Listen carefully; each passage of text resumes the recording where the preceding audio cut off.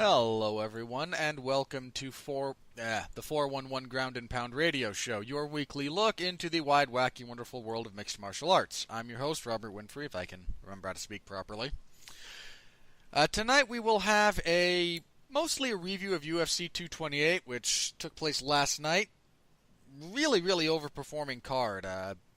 Frontrunner for card of the year, especially if we're limiting the discussion to UFC events. I mean, there were highlights. Or finishes in general. Yeah, there were some lowlights on the card. Nothing's perfect, of course, but on the whole, really good card. We will also preview UFC Fight Night 136, which comes your way, I don't know when, next Saturday. I have to double check the start time for the first prelim. Because it's the UFC's debut, and they're in Moscow for this, I seem to recall. They're in Russia, I believe it's Moscow proper. So the time zones become wonky. I'll double check the start times, but I will be covering that, so we'll have a brief preview of that. And of course, the major news and whatnot that's gone on over the last week or so. You all know the basic formula by now. Here with me, as usual, is my partner in crime, Jeff Harris, who you heard already. Jeff, how are you this evening? Well, someone's nose was not rose last night, and that made me very sad. Yeah, we're going to start with that. Rather than go right into the fights for UFC 228, something happened before the event started. I believe it was on Friday, news broke that UFC Women's Flyweight Champion Nico Montano wound up in the hospital. The specifics are not known right now, and fair play. Like, it's your medical information. You don't want to disclose it, don't disclose it. I don't care. I believe the MMA fighting reported kidney issues. Okay. Other reporters mentioned she just stopped sweating during her weight cut. Which is never I a don't good know thing. I don't know what any of this means. Well, when you stop sweating during your weight cut, that means there's not really enough moisture left within your body to sweat out. It's a really bad sign. It means you are horribly dehydrated.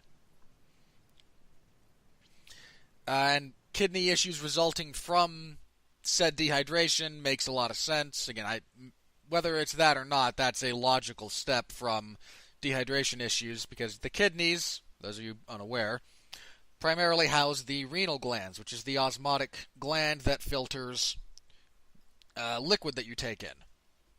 Majority of liquid. And then sometime later on, UFC President Dana White announced that the UFC Women's Flyweight title is now vacant, and Valentina Shevchenko is still considered the number one contender for that title. She was supposed to fight Nico Montano for that title last night, but the fight was withdrawn and the fight was canceled.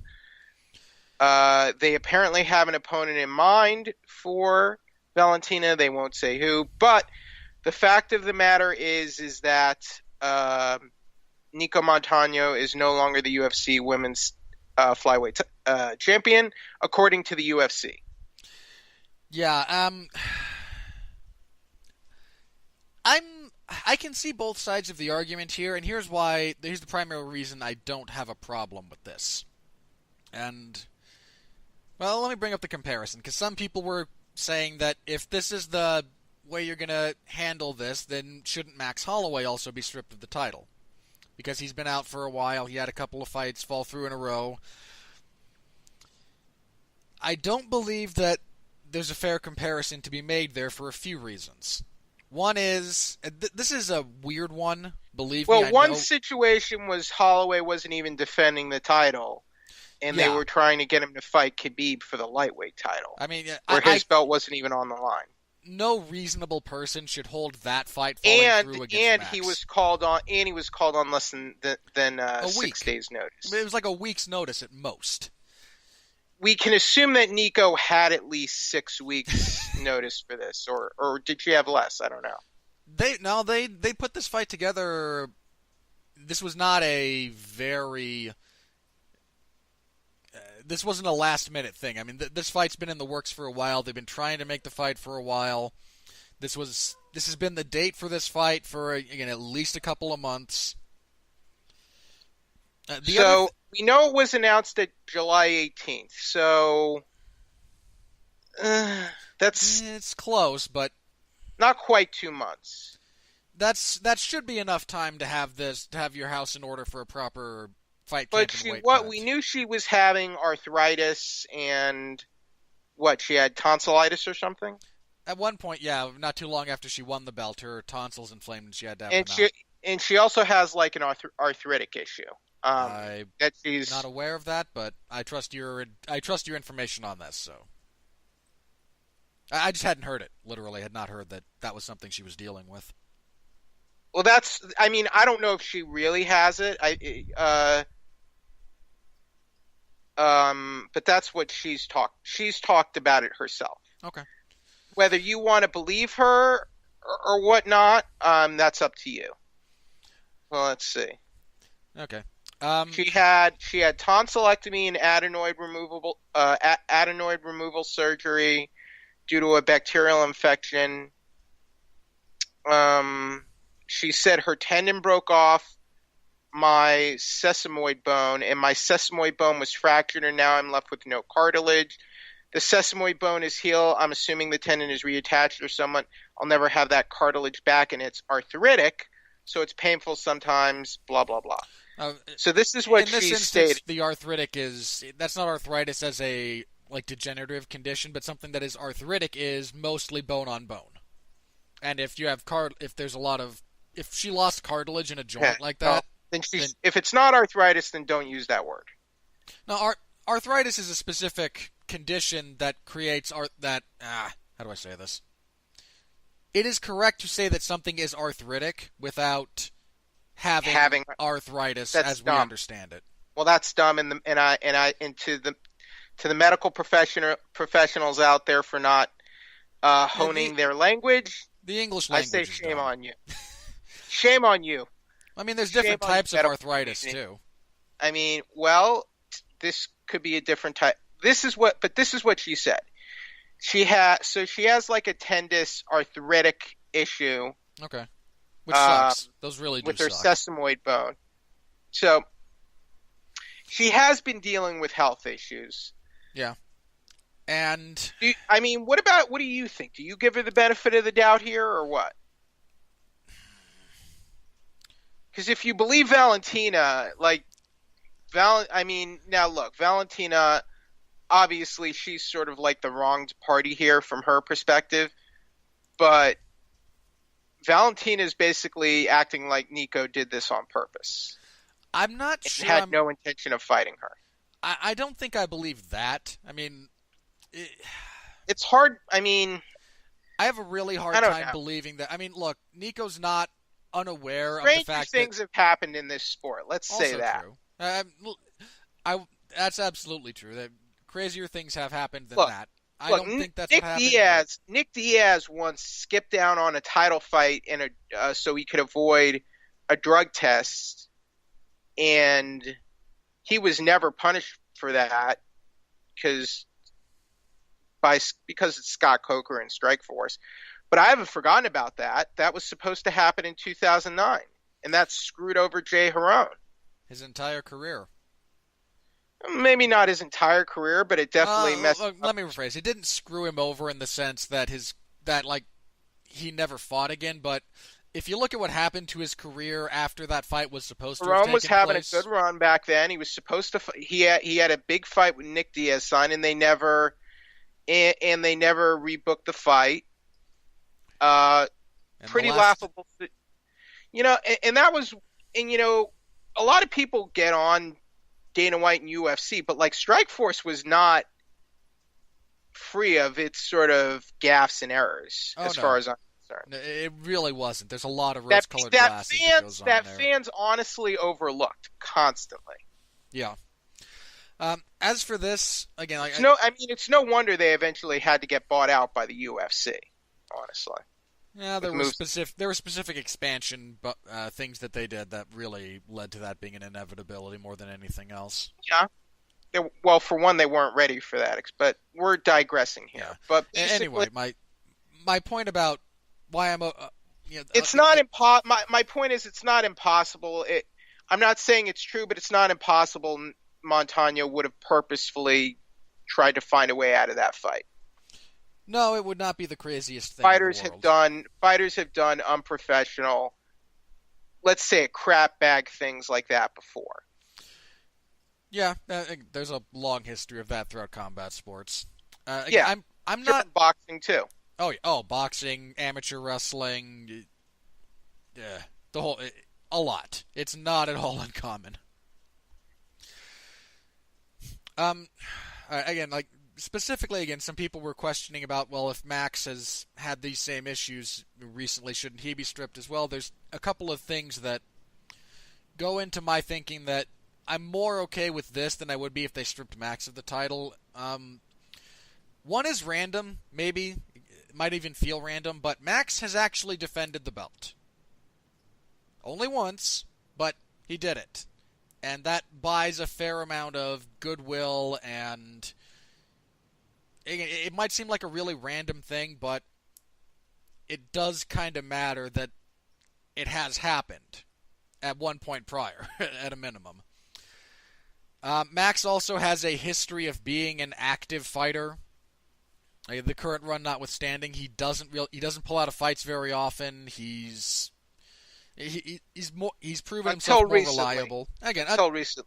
Barring the recent run, there's enough history there to still fall back on a little bit. And this is another weird one, mind you.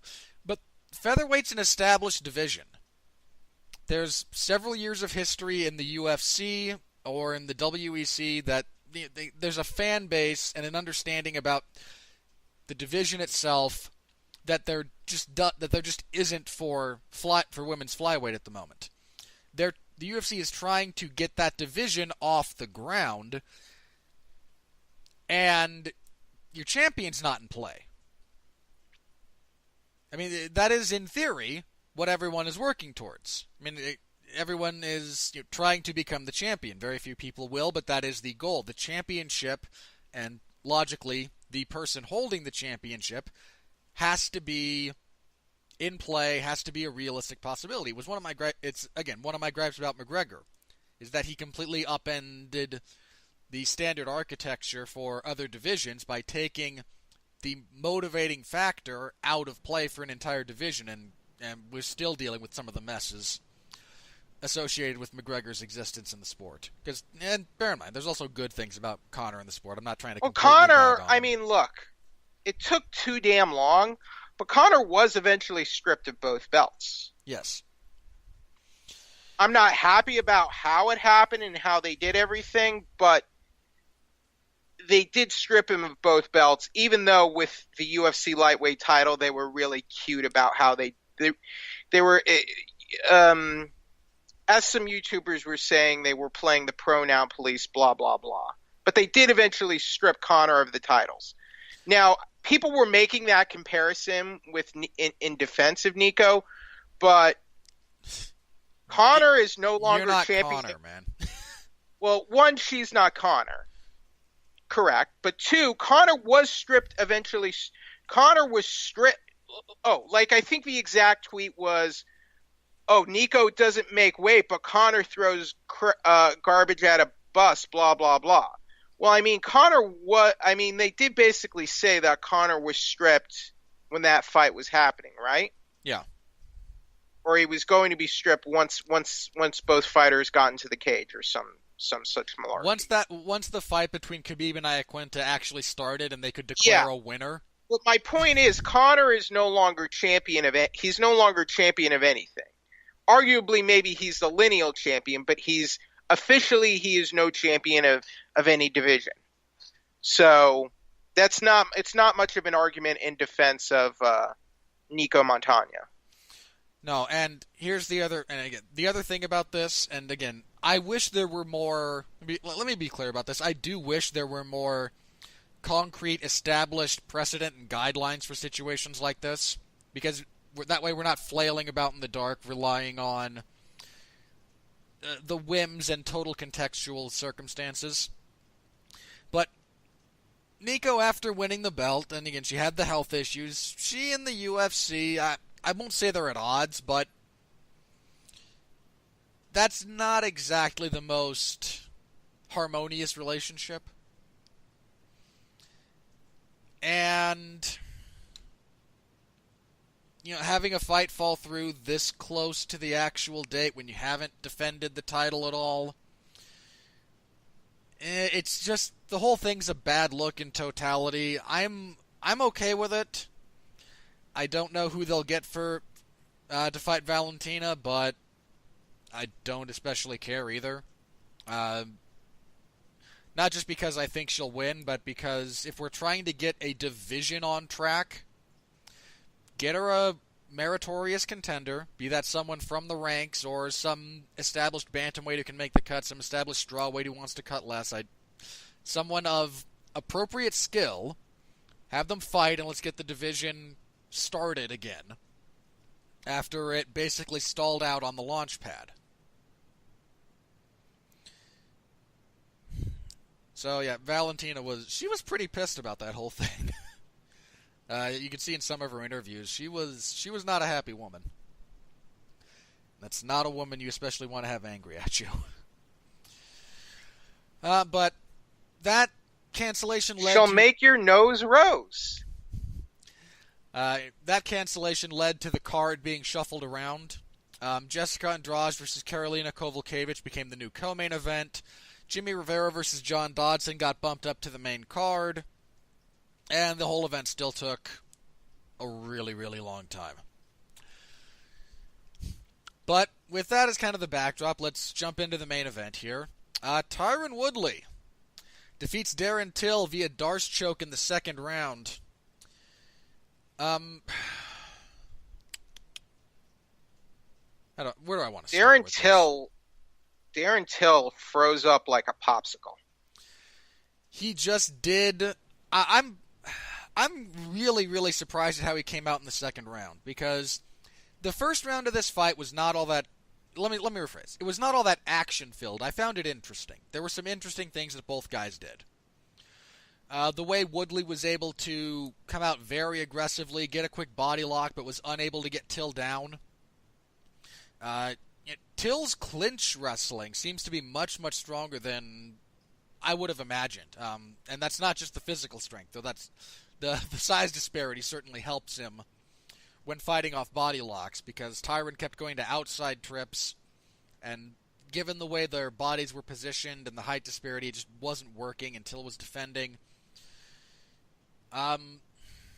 It's not a lot in that round. Then in the second, Till comes out more aggressively and does what... Okay, whenever you see guys like the Thompson fights or the Maya fight from when guys fight Tyron Woodley, this is specifically what they're trying to avoid. Because if you come in too quickly on Tyron, he does that little, the Dagestani two-step backwards and launches a Scud missile at your face that happens to be attached to his right arm. This is why you don't fight him that way. This is specifically why. Because this is what he does. He's not a great striker in the traditional sense of the word, but he understands how to set up this attack very, very well. I mean, he constantly got Kelvin Gastelum with it in their fight. Gastelum kept marching forward, getting his 1-2s either blocked or just missing, and Tyron smacked him in the face with his counter right. Darren Till apparently either got anxious or forgot his tape study.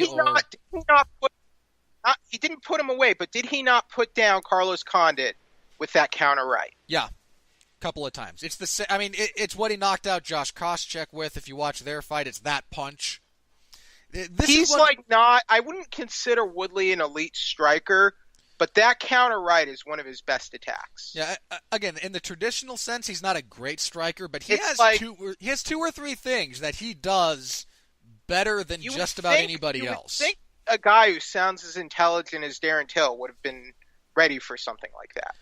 And he fought the first round like he was ready for it. I don't know what he decided to do differently in the second, or what he saw that led to that. But I don't know he seemed frozen, but it seemed like he was so caught up in trying to defend the wrestling and the grappling that he wasn't as concerned with anything else. And it didn't look like he didn't even he only threw like one significant strike the whole fight or Landed. something. He only landed like 2 throughout the whole fight. Yeah, like Now something again, really some of surprised. in some fairness to him, he got dropped very early in the second and spent the other 4 minutes and like 15 seconds getting elbowed in the face and trying to fight off and trying to get out from under Tyron Woodley. And the I like Darren Till and everything. I mean, I get why people were excited about Darren Till. And yeah, he's exciting and yeah, he's big, but he was way overhyped by everybody, and not just the UFC. Yeah, For odds makers to make him the favorite and it was basically just because of size, was disgusting to me. Yeah, Who anyone has with he half fought? a brain bet on Tyron Woodley for this Who fight. has he fought? Who has he beaten? His biggest win is Stephen Thompson. And his best performance is his biggest win name-wise is Stephen Thompson, and his best performance is over a blown-up, slightly over-the-hill Cerrone. I mean, Right. I don't mean that as a knock on Cerrone, but Cerrone in 2018 is not what he used to be. But he barely scraped by a decision win over Stephen Thompson in a fight where he missed weight and was the main event. And I mean, and was in his hometown. So he was not ready for this fight. And look, sometimes people are like never ready for this kind of fight, and you never know until you see it. But I felt like I called this last week. Did I not, Robert? He's only 5 fights into his UFC career. He only beat Stephen Thompson in a fight where he missed weight. Whoever gets a title shot, this quickly into their career, other than maybe a Brock Lesnar or whatever. Depends on some of that. Maybe. Well, I mean, Tyron did. Are you sure? For whatever value you want to attach to the Strikeforce welterweight championship at the time, Tyron was 10-0 when he fought Marquardt for that belt, I seem to recall. And in fairness, that didn't go well for Tyron either. I mean UFC. Okay, come on here. Okay. Hey, the Strikeforce welterweight title was... It wasn't it wasn't clearly like the best title, but it wasn't nothing. And if you mean specifically, well, some of it has to do with like how he was still a really unproven prospect. We'd never seen him. He never fought a wrestler in his life either. That was the other thing. That was the big thing for me, was we'd never seen him deal with a wrestler. And look, he's British, but we know British strikers tend to not fare well against grapplers and wrestlers. I'm not saying all. I'm sure there are some exceptions, right, Robert? But several. They tend. If you're plotting out an average, on average, British strikers like Darren Till do not fare well against wrestlers. History has proven this, right? Again, generally speaking, yes. So other than the way it ended, I feel like I was bang on about everything about this fight. Yeah. In the aftermath of this, this was only Tyron's like second submission win professionally ever. I want to say it's first since like 2009. That's correct. Woodley is... I won't say Woodley's a boring fighter, but he tends to have boring fights, which might seem like an overly pedantic distinction, but it's what I'm going to draw. I mean, the first round of this fight was pretty boring. People were booing. That was also a really spoiled crowd last night. But, I mean, again, people bring up At least they didn't do that for 5 rounds, like the Stephen Thompson fights, or True. Damian Maia. Eventually, like Woodley, he was patient, but he wasn't too freaking patient.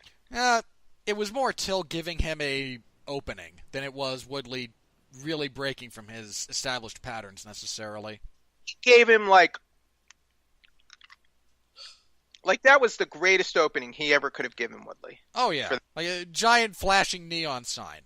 Like that is the opening Like, Woodley looks I for. sort of get the attraction to Darren Till because I mean he's got a good look and all that, and he sounds like I mean listen to the guy. He sounds like he came out of like a Guy Ritchie movie or something, didn't And he? in fairness to him, he may not have been ready for this level of competition, but he's proven to be a very, very good fighter. But like the size, like people, everyone was talking about the size.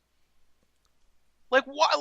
Like haven't we seen enough examples in this sport where being the bigger guy isn't necessarily going to be an advantage? We've seen plenty where it is too. I mean, it's one of those things Yeah, that is it's not. But it's not nothing, but I think it gets played Woodley too much. has generally fought bigger fighters for most of his career, Yeah, Woodley has. and he's a wrestler, of which Darren Till had no wrestling. And Woodley has fought, like I even said on the conference call, you fought more guys like Darren Till than Darren Till has fought guys like you. Very true. And no, that does not always factor into the fight. It does not. It's not absolute. But for the people it matters to, like the odds makers, I feel it should. Should it not, Robert? Odds That's kind of why the odds kind of really like. I odds are feel like also odds makers don't know what they're talking about most of the time. depends on like because different places will give different odds. Odds also move depending on who's betting where. Like they odds makers set them to start, and then where people spend their money influences how they go up and down more than the people actually setting them.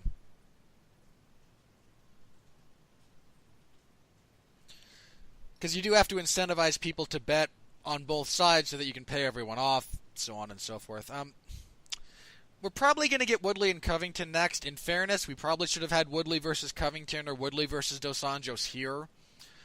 Um, the UFC's like matchmaking, just card to card, is really kind of biting them in the Should have been aftermath of Kamaru this. Usman, really. Eh. I mean, for me, Usman and Till is essentially a coin flip as to who you want to give it to. Like, I just don't care between the two of them. I think they both needed a little bit more. But I mean, you had RDA who was on that really solid run and had just smashed Robbie Lawler for 5 rounds. You had Covington who was on a good run and talked a big game. But to service the need of strengthening a relatively weak card with a pointless interim title fight, you threw them together, and then had the real champion come back. What, 2 months later? It was just not a really well handled situation. Can I just say, the fight I want to see from Tyron Woodley is one that is not going to happen. Can't happen in some respects. I really want to see a 5-round rematch between Woodley and Rory McDonald. I would love to see if Rory's initial game plan still works against Tyron. I'd love to see that fight too, but UFC had to cheap out with him and let him go to Bellator. Yeah. FFS. I want to see if McDonald's game plan is replicable, because if you look at Tyron's fighting, like from that loss to McDonald to now, there are things he's refined about his game, but the basic structure of that game plan does seem like it would still work very well against him. Which also leads to the question of, is that something that is replicable? I think Woodley matches up very badly with Rory. Well, and part of my question about that is that therefore a game plan that is replicable at scale, meaning anyone can do it, or is it something that is unique to Rory in the way Rory matches up with him? Because again, it depends. Rory makes very boneheaded decisions sometimes, and like Rory's a good fighter, but sometimes I'm like, what the hell is he doing out there? You know? Yeah, I do. And I wish we could see that rematch, but sadly, we're gonna get Covington and Woodley. Like Rory has trouble. Like he has trouble putting it together and pulling the trigger a lot. I would say. Is that not fair to say? I'm not sure I agree with that. I think he really struggled in the Thompson fight because of the matchup more than anything else.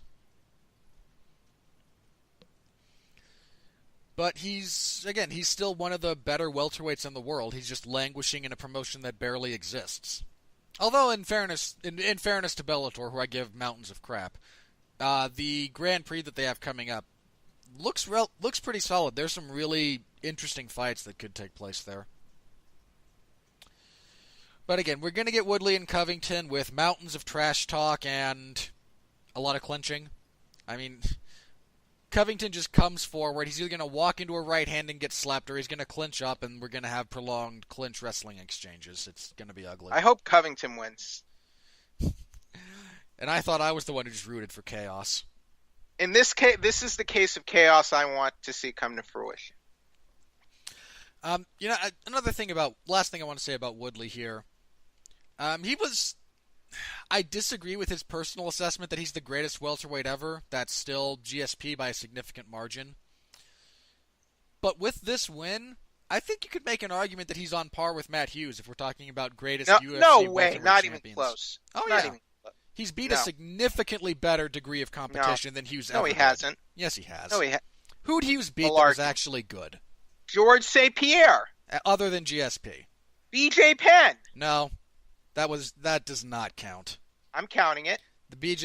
Hughes gets by based on a reputation for beating like Sean Shirk when Shirk was competing outside of a division that he should have been in. Shirk became a UFC champion and was immediately stripped for failing steroid tests. He beat So that means Hughes beat cheaters, guys who were trying to cheat. You really want to try and tell me that Hughes wasn't on something? Never proven. That's not what I'm saying. I don't think he was. Really? Yeah. Frank Trigg. Frank Trigg sucked. Frank Trigg was a decent fighter. Carlos Newton. Frank Trigg was not a decent fighter. Carlos Newton. He should have lost the first Newton fight. That was a clear referee's error. Matt Serra. He didn't win that fight.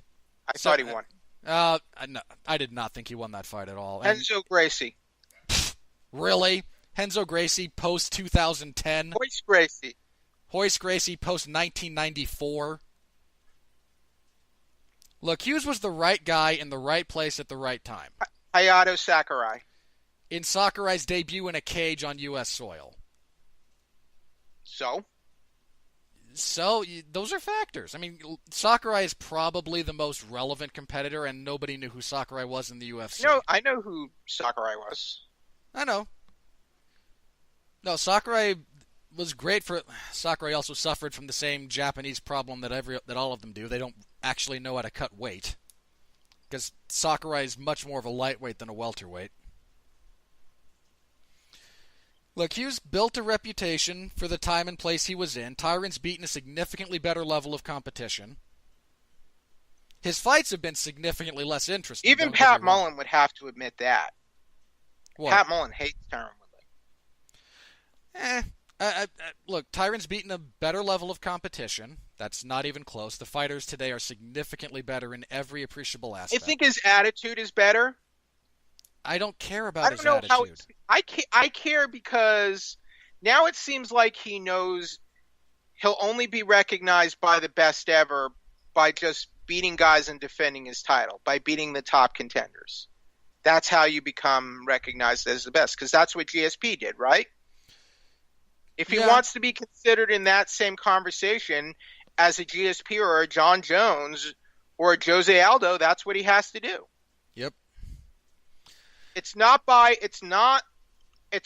winning super fights against Conor, the Diaz brothers, blah blah blah. You got to beat these young hungry guys who are coming for your title. And when you do what you did, like what he did against Darren Till, then people will stop complaining about you. You have to agree with that, at least, Robert. A certain set of people will stop complaining about him. There's a bunch who are just never going to be pleased with anything he does, but such is the life of an athlete in the public eye. Like who? Like Pat Mullen? Did you not see some of the backlash to Woodley over this? Over what? What are you talking about? The number of people who A, thought the UFC was pissed about the outcome. I can't take that seriously. And again, there's a lot of people who are just never going to Like, be happy with. are you talking about like Facebook or Twitter? Like what? Yeah, some of those reactions to Well, Tyron. to me, those people are thinking like, oh, that like Darren Till is the UFC's new golden boy. He's their lapdog. Blah blah blah. I mean, again, if Woodley's To able me, to, that's not bad. To me, that's backlash against the UFC and Darren Till, not Tyron Woodley, for one thing. and I'd still give it. I mean, there was also a, I can't remember where I saw this. Somebody said like, "Oh, Tyron actually finished a fight. There must be a glitch in the Matrix." He has finished fights. It just seems to happen only occasionally. Yeah, I mean, again, like this goes a long way towards alleviating some of that, but I'm not saying he has to do that every time, but when you have performances like what you did against Damian Maia and Stephen Thompson and it becomes like a routine thing, no, people aren't going to want to see you fight. Correct? that is correct. On the whole. On the whole. Oh yeah, absolutely correct. I think if he can be consistent, I think he matches up very well against like a Kamaru Usman. Yeah, Like I mean, him against Kamaru. I think Colby Covington is a decent matchup for him. oh yeah, Even though I want Covington to win. he's got a lot of things over Covington. Those- He's a much harder striker. Those could be Much. those could really like solidify his reign. But he has to have a higher level of consistency and not just stand back and just, dodge his opponent basically. No one, because to me when we see what he did against like Damian Maia, to me there should be like point deductions for that. Yeah, I mean, Does it not say in the rules you have to engage in the fight? Yes. it does, but I also don't think there was anything that took place in that fight that rose to the level of timidity. Sorry, that was timidity. Nah, they just both. Anderson Silva did it against Damian Maia too. I don't think it rose to the level of timidity. It was just a boring fight. And I don't like those because I don't like boring fights, but I mean, there's actually a significant argument for Clay Guida getting a timidity point deduction when he fought Gray Maynard, and that might be a better argument for that fight actually than some of the rounds between Woodley and Maynard. I mean, we've had a problem with rules being enforced by referees and judges in this sport for years. Oh yeah. And you're just not willing to acknowledge it. No, I freely acknowledge it. I'd have to rewatch the fight to actually formulate if I thought there was a period of time that rose to the level of timidity, and I have no desire to rewatch that fight ever. I stand by what I said. That's fair. As for Till, I mean, he's probably got another 2 years at welterweight at most. But I don't know. I do want to see him fight another wrestler next. I'm just not sure which one. Let's see the UFC's rankings. Pull those up. I mean, I liked him in Covington. I don't hate him in Usman now that I think about it. Because Usman's another just kind of wrestler. I mean, him and Masvidal would be fun. You have Ponzinibbio and Magny who are about to fight. He could fight the winner of that. Him and Magny actually has some interesting wrinkles to it. But yeah, there's still fights for him to make in the division. Again, I think his future's inevitably up at middleweight, but he's only 25, so you still got to get another 18 months, 2 years, give or take, of his body fully maturing and fleshing out. And while he can still make the weight, I think he should keep going for it. So we'll see what he has specifically going forward next, but I'm interested to see how he responds to this, because that first loss, some people respond to it well, some don't. Well, I mean, arguably, Tyron Woodley responded very well to his first loss, so in a lot of respects, he did. And that losses can make your career. Yeah, I mean, especially in Woodley's case, because that was a brutal knockout. I mean, I don't know how many of you remember the fight between him and Marquardt, Marquardt knocked him out standing with elbows in the fourth round of that fight. Um, I mean, look at what happened to Luke Rockhold after he got his head kicked off by Vitor Belfort. yeah, there were It guys who, drove him. It drove him to the best run of his career and made him champion. yep. It's, I guess I'm curious to It see can how he'll it can respond. it can really make it happen. I mean, look at T.J. Dillashaw. Made it to the finals of the Ultimate Fighter, got slept by John Dodson.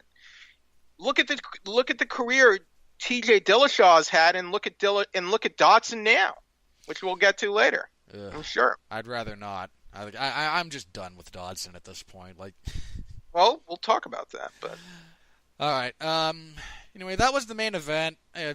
Again, not a great first round, but I think you have to watch the first round to understand why the second goes the way it does. There was something else about Till I wanted to touch on. Did not seem really great about getting up off of his back in this fight. Now, some of that for significant portions, that was Tyron's top pressure. But then, kind of towards the end, Tyron started setting up these like push-off elbows, which are great elbows.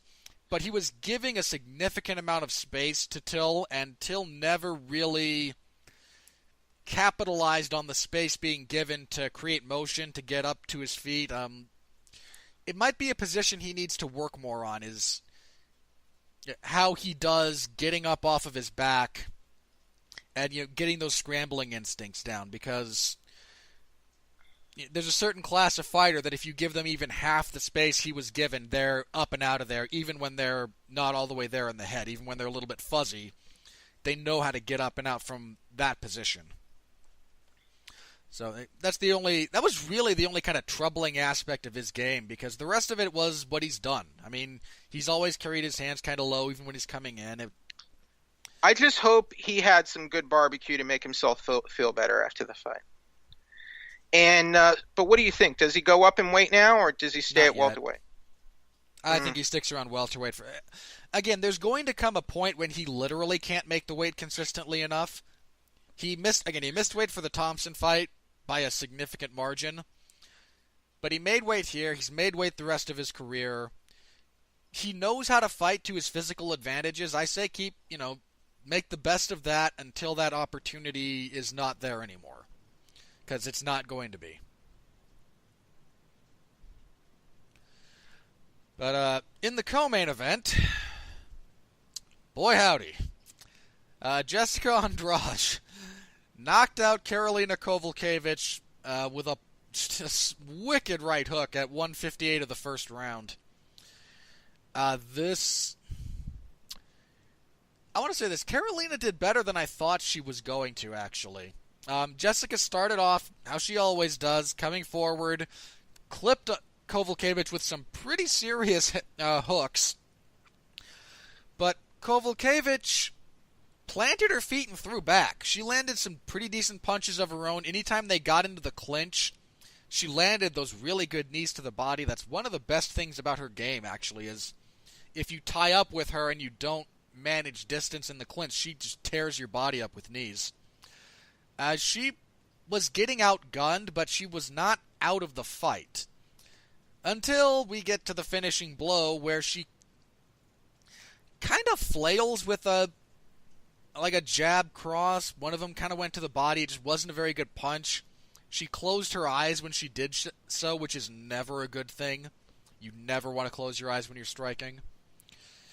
And Andrade with this, I can't remember where he cited it from, but Grabaka Hitman on Twitter mentioned that he'd heard people referring to Jessica Andrade as, in reference to Prime Vanderlei Silva, as like Vandrage. I can see the comparison. Just cleaned Kowalkiewicz's clock with this right hook. Kowalkiewicz was out before she hit the ground. I mean, you don't see just brutal one-punch knockouts like that at strawweight. It's just, the division doesn't lend itself to that. And Andrade just lowered the boom, man. She's a tank. And in all likelihood secured her title shot barring the unforeseen. Jeff, man, again, we don't see knockouts like this at strawweight all that often. What do you think? Um, that was a cold-blooded murder. I was shocked by that knockout. I think we have seen knockouts before at strawweight. We had to have, right? They're just not Well, common. Rose knocked out. Rose knocked out. It wasn't like a one-shot knockout, but she did knock out Joanna. So there was that. And I think that's kind of why we tend not to always predict those type of knockouts. It's just there's just not as much force It's being fair. thrown around in lighter It's fair. divisions. But man, Andrade looked like a beast last night. For a while, it looked like Carolina was kind of weathering the storm, and that maybe Jessica was going to punch herself out, right? Because she came out really strong. Carolina ate a lot of those punches. Then she was coming back and started firing back, and like, okay, maybe she weathered that and she's gonna get out of this. But then she just got flattened. What was the punch that like flattened her? Oh, just a right kind of overhand hook. I mean, Yeah. just again, Yeah, like so I mean, the comparisons to Prime Vanderlei Silva kind of because draw. they started at a very fast and furious pace. So good on them for, I guess, good on Jessica for starting at such a fast pace and not losing and not punching herself out after that first flurry, because that's what I was concerned was possibly going to happen. Andrade keeps a stupidly high pace. I mean, her cardio is. This time she did. Yeah. Even generally, like the fight against Gedalia, she had an incredibly high pace. The Torres fight, Let she me just just say this. outworks people. I fear for Rose's safety if this is Rose's next fight. I mean, that's the logical fight, and I'm not going to count Rose out, but if I'm Andrade, I like the way she matches Andrade up. next champion at this if that fight happens. I mean, If that Andrade fight is a happens, I'm beast. picking Andrade. I'm leaning towards her as well. She is a bad woman. I mean, she has She's power that's kind of rare. She's physically, I mean, her physical strength is just well-rounded. She's well-rounded too. Yeah, a lot of people sleep on her grappling acumen because she likes to throw hands. I mean, the biggest flaw in Andrade's game is consistent footwork. And sadly, the only person in the division who seems able to kind of make her pay for that is Joanna, because Joanna's very diligent about her mobility, about keeping herself off of the fence, about fighting at distance, about not really planting her feet. I mean, she led Andrade around basically by the nose for that fight. And I appreciate Rose's game, but I really don't think she's demonstrated that consistent level of mobility to avoid Andrade just kind of getting close and being able to land on her. But I look forward to that fight. If that's the one that's made, I think it's the one that should be made, and I think it's a great fight. As for Kovalkiewicz, she's still, she's a solid fighter, but man, this was a nasty knockout. That's the kind that you don't just recover from immediately. That was gnarly. All right. Anything else you wanted to touch on here, or should we move on to Zabit versus Akan?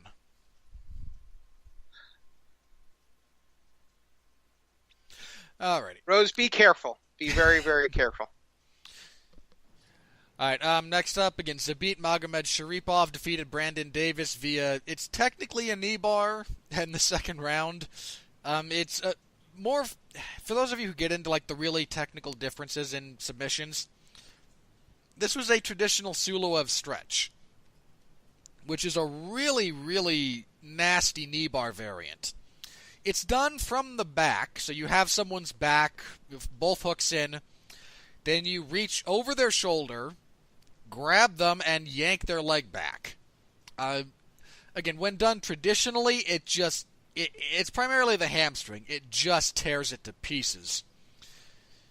This was not the first one of the night, which we'll get to later. This is not the first one in the UFC's history. The first one was, I think, Kenny Robertson pulled it off. I forget who he was fighting, but a few years ago he hit one of these. It's a nasty submission. It destroys stuff. And Zabit hit the second one of the evening on a guy who was significantly overmatched. This fight didn't actually allay or assuage rather some of my concerns about Zabit. He basically took the whole first round off.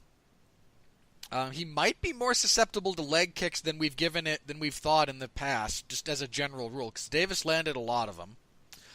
His grappling is still really, really good, but it might be overly reliant on getting a waist lock, especially from the back. He really commits to that position. But, again, he beat someone he should have beaten in a fashion essentially how he should have beaten them. He called out Chad Mendes, which, no. That's just at least a... Kind of early, but at least, at least he's thinking about things and he's calling guys out. I can appreciate the showmanship, but I don't think he's ready for the level of Mendes. But, after this, are people going to be scared to fight him now, you think? Will it be tough to book fights for him? It might. There's not a lot of upside to fighting this guy. I wouldn't hate them just trying to remake the Rodriguez fight, depending on Rodriguez's return rate. He's a very serious... I'm not ready to declare him a contender yet or anything, but he's a seriously gnarly, scary prospect. You have to admit that, Robert. Oh, yeah. Him and Lamas, actually, if he wants a wrestler, and instead of going to... I'm blanking. Mendes. Him and Lamas might make more sense. Who's Chan Sung Jung fighting? Isn't he fighting Frankie? Has that fight been announced? I know they've announced something to do with the Korean Zombie. Hang on. Yeah, he's fighting Frankie Edgar on November 10th. Oh, good. At Fight Night 139. I don't hate Zabit fighting the loser of that fight. I don't. No, that's too early. No, I think you need to give him like a 10 through 15 type of guy first. Yeah, Chan Sung Jung is 10. 11 through 15 then, not a top 10.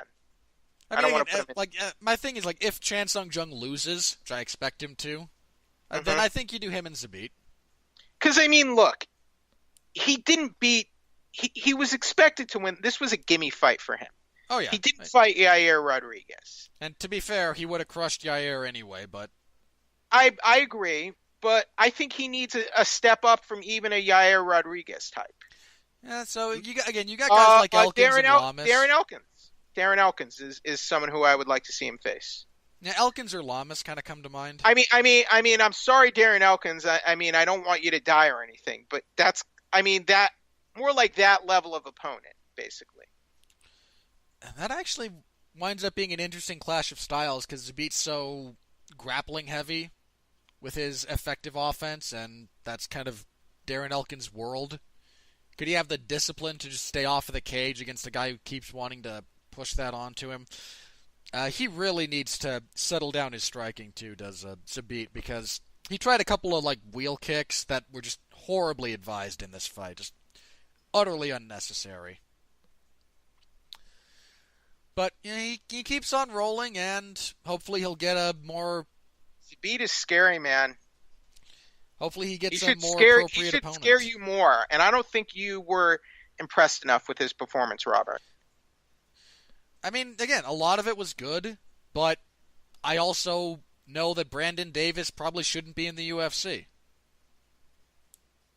And I have to temper how good he looked with the level of opposition he was facing. But we see, look, even John Jones has had fights like this earlier in his career. Yeah, sure. Against an Andre Guzmão. Yeah, and I'm not saying I'm certainly not cooled on Zabit off of this performance. I'm still at about the same level I was going into it. I expected him to crush this guy. I, quite frankly, expect him to do very well against whoever he's matched up next with, assuming they don't jump him too far up in competition. But no, he's still basically the best prospect in the truest sense of the word for that division. And a lot of the other guys who, 2 years ago were, prospects to look at have made the jump to contender. Guys like Ortega, Moicano, they're actual contenders now. Zabit is not a contender yet, but he's the best looking up-and-comer the division has off the top of my head. And if he does settle down some of his bad habits, yeah, he will just resume murdering people. But yeah, he's still their best prospect as far as the division goes, all things considered, and he's still not a fun guy to fight because he might look really nonchalant, but he will make your life miserable if you give him half a chance. Next up, we had, Jimmy Rivera defeats John Dodson via unanimous decision. 230-27s, 129-28. This is not a good fight. I'm just kind of done getting even remotely interested in John Dodson fights at this point. He's had so many in a row that were just meh. Jimmy looked to be the just better fighter. He was the one, I hate to say forcing the action as though it's some great equalizer, but when your opponent's only looking to counter and then doing very little of that, the fact that you're the one engaging does count for something. He was finding good leg kicks. I mean, it's one of the more underappreciated elements of his game is the fact that his calf kicks are nasty. He's got a good body-to-head combination of hooks. It's what he kept catching Dodson with here. He'd land a right to the body and then catch Dodson with a left hook as Dodson was trying to circle out. And in fairness to Dodson, he had a couple of decent moments when he was landing the straight left, but they were very few and far between. I think there was like a moment where it looks like they both rocked each other in the first round, and that was like the most exciting moment of the fight. They did clip each other with power hand shots. Just not a very good fight. Again, I'm just. What is it with What do you think Dodson can't put it together anymore? What do you think his problem is? I think there's a couple. He looks flat. I think he's gotten complacent with his skill set. I think the camp he's at is no longer necessarily servicing his needs. I think he's overly reliant on being the harder puncher and the faster party, and he stops looking for combinations, and he starts just kind of one-shotting. And guys like Rivera are going to make you pay for that. He's also very, I don't want to say hesitant, because I don't think he's hesitant to engage. I think he's looking for perfect circumstances. He might see openings, but doesn't like something that he sees, and so he resets and waits until he finds one that he really, really likes. And that just takes too much time. Wherein a guy like Rivera is staying active and scoring, and you're waiting for the perfect opportunity to counterstrike, and you never get the perfect one, and along the way you get tagged repeatedly, and not capitalizing on suboptimal openings in favor of a perfect opening. And I think the game might have also kind of passed him by. I don't think he's evolved his skill set. And I think Jimmy Rivera is a tough ask. I still think he was Demetrius Johnson's toughest fight. In a lot of respects, yes. And I just feel like he's either gotten away from that or he's never been able to really get there again. Yeah, I don't think he's recaptured what he had in their first title fight. And again, some of it I just feel like he's not evolving as a fighter, and the game is surpassing him. Not Rivera's best performance. I give Rivera a minor pass here because he's coming off of that pretty brutal knockout. And John Dodson is not a very engaging Horrible. fighter at this point. Not horrible, but man. I mean, let me say it like this: worst fight of the night, but I'm glad this was the worst fight of the night. I mean, Dodson hasn't had a really outstanding performance for a while, but I still expected more out of him. Yeah, I'd agree with that. I mean, oh geez, when was the last time he really looked good? I mean, I can only give him so much credit for knocking out Manny Gamburian in 2016 because it's I Manny guess Gamburian. that was the last time, really. I actually enjoyed the fight with Lineker and thought he won, but I think that might even be stretching it just a little bit. I mean, he didn't really look good when he beat Eddie Wineland. He didn't look good losing to Moraes. He didn't look all that great beating Munoz. Yeah, it's been that second loss to Demetrius seems to have derailed him somehow. I Because he agree. looked okay coming back into that rematch. I mean, he didn't look great against Makovsky, but he was also coming off of a layoff and an injury. Just rough spot for Dodson, and Rivera kind of gets back on track. I think he said he'd. No, there was no interview for the winner here. I don't hate him and Aljamain Sterling. I don't hate him and Dominic Cruz, assuming Cruz is going to fight again. Rivera's still a really, really good fighter. I'd like to see him, I'm still interested in who he fights next. Whereas Dodson, he's sinking fast, man, towards just that middle of the pack, just there, kind of gatekeeper. But again, when I say this was the worst fight of the night, it wasn't the worst fight of the year, not even close. And if this is the worst fight on any given card, a fight of this quality, I'm happy. Like that means that means you have a good card. If this is the worst, for various values of worse. Now that I think about it, because honestly, this dovetails into the next fight because this fight was all action for the 43 seconds it lasted, but I didn't care for it. Abdul Razak Al Hassan defeats Nico Price via knockout in the first round. This was the kind of wild brawl that it was supposed to be. Nice sequence from Al Hassan to get the finish, but I don't know, just didn't do anything for me. Apart from, also didn't do anything for me because there were some other just brutal finishes on this card that we'll get to in a minute or two. But this served its purpose. It was supposed to be a wild brawl to kick things off. It was a wild brawl to kick things off. The guy the UFC wanted to won, all things considered, and the only harm was to Nico Price's brain cells, and considering he voluntarily lives in Florida, how many functioning of those can he have anyway? Oh, Robert. What? Come on. I was born in Florida. You're not voluntarily living there, are you? No, but come on. No. What do you have against Florida? It's Florida. I happen to like Florida and Floridians. So to any Floridians who might be listening to us, I apologize on Robert's behalf for his Floridianism. You know how crazy your state is. You don't need me to tell you that. It's not as bad as California. No. It's in some ways you get so much crazier stuff in Florida than you do in California. Boo. Erroneous. Did you never hear Mark talk about this?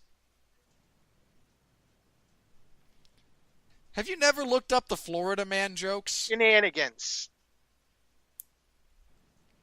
Look, I'm not calling Florida the worst state in the union, because it's not. But there's a significant amount of just crazy stuff that happens in that state. And I do somewhat question people who live there voluntarily.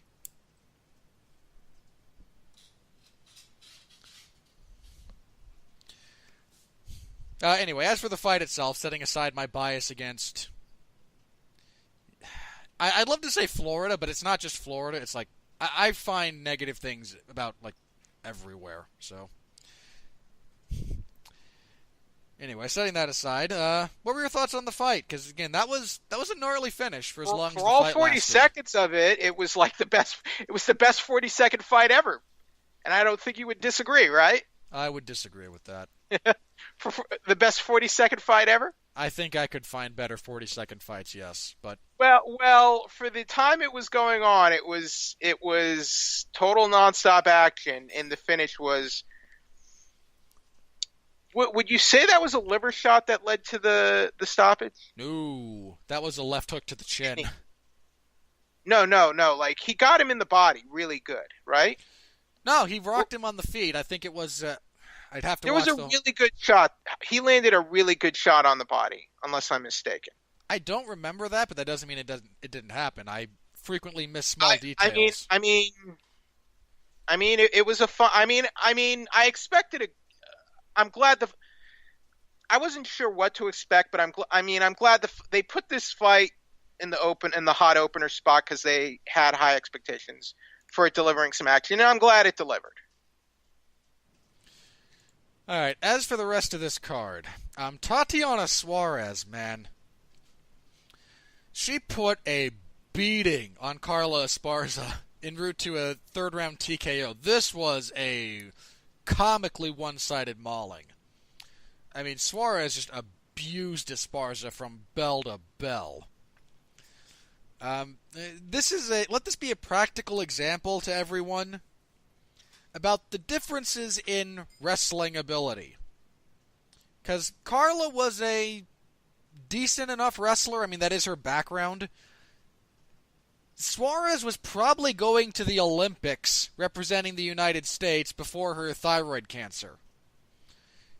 There is such a catastrophic difference between international wrestling ability and even the collegiate level that they almost don't even look the same. Some of that's because there's different styles employed, but you look at any wrestler with international experience and what they are able to do wrestling in MMA to even other wrestlers who were decent college wrestlers, it's not even close. It's not the level disparity there is so huge. And Suarez, she still needs some seasoning, I think, before you really get into the title picture, but she's real close to it. And she is a monster in that division. Aljamain Sterling hit a slightly modified Suloev stretch to finish Cody Stamann in the second round. Yes. There were a lot of second round finishes last night.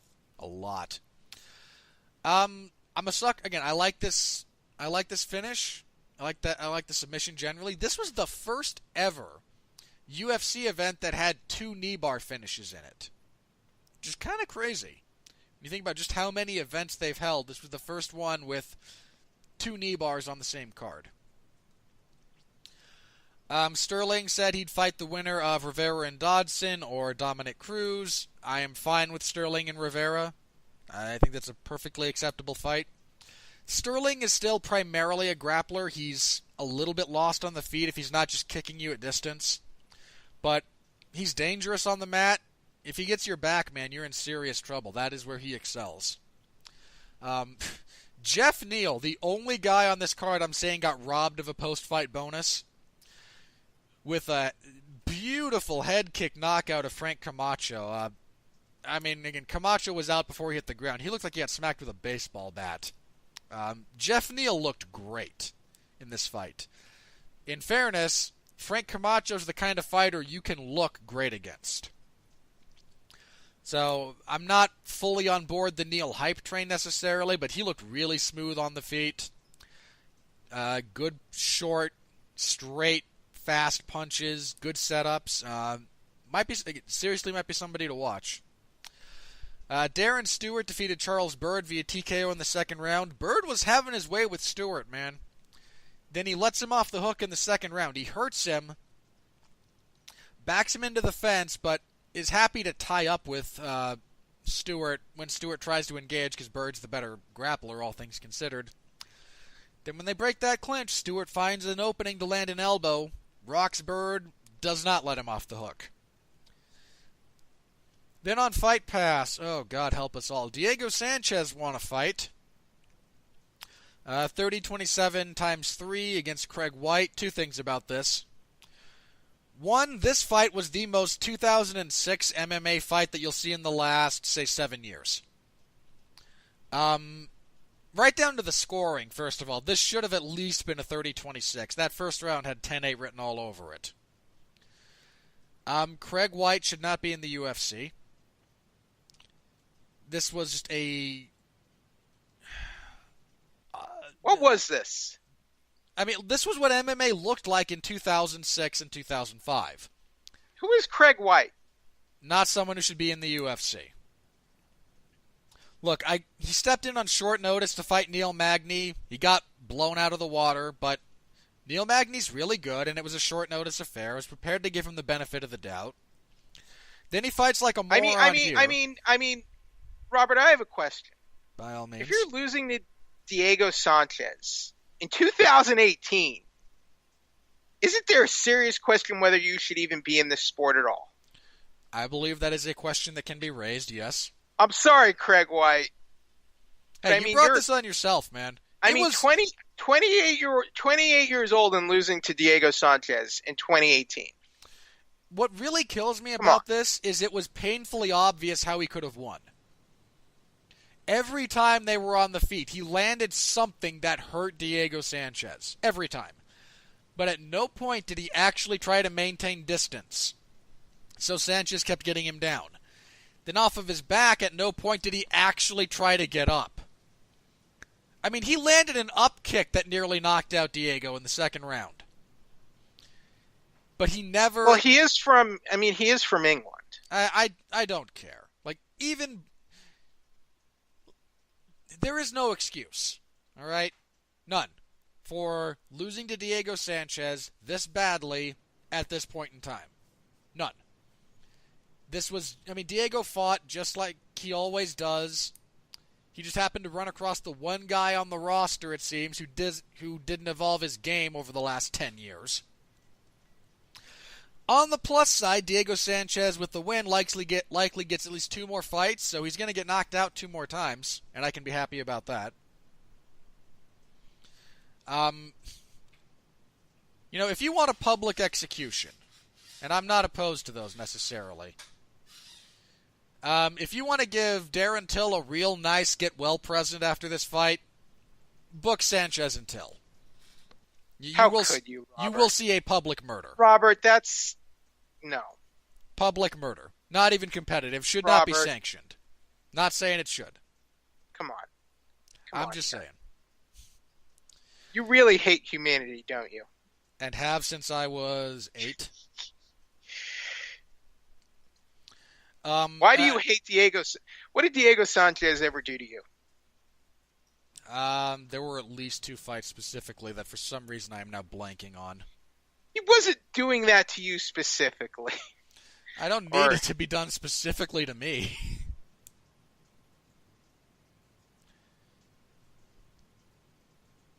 Yeah, I can't remember off the top of my head.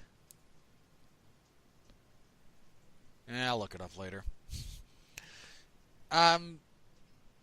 No. Give you won the Gomi fight, which he should have lost. He should have lost that fight. Which he clearly lost. He robbed Gomi at gunpoint. That's why I want him dead. Okay. No. Again, like that fight, in fairness, that fight should not be sanctioned if the UFC tries to make it. It really shouldn't. Again, Sanchez is going to stick around. If he fights anyone who's any good, he's going to get knocked out. Just cold. Because he's not good anymore, and he's horribly punch drunk. Speaking of vets, getting another win, Jim Miller made a bit of history when he submitted Alex White in the first round with a rear naked choke. Jim Miller now holds 2 records for the moment. He has the most ever appearances in the UFC. This was his 30th UFC fight. This broke a 3 or 4 way tie he had with Tito Ortiz, Frank Mir. Granted, he was coming off a 4-fight losing streak here. So Let's preface that at first. Oh yeah, look, I'm not saying Jim Miller's back by any stretch of the imagination. But again, this was his 30th fight in the UFC, and that is again now first all time. I'm trying to remember that other guy because I'd be willing to bet that Tito and Frank Mir were two of the other guys who had 29 appearances, but I can't remember who the other one was. But anyway, Jim Miller now stands atop that particular standing for the moment. And he now has the most wins in UFC lightweight history. I forget what it is specifically, but it is now Jim Miller. Most wins in UFC lightweight history, and he has the second most finishes in UFC lightweight history. You know, when you're a fighter who's a veteran like Jim Miller and has put as much time into the sport as Jim Miller has, and you're probably never going to be champion, those milestones matter at certain points. Yeah. He's second behind Lozon. Joe Lozon has like 12 finishes in the UFC. It's crazy. So anyway, good for Miller. Again, I'm certainly not proclaiming Jim Miller is back. There was a time when he was one of the best lightweights in the world. Not so now.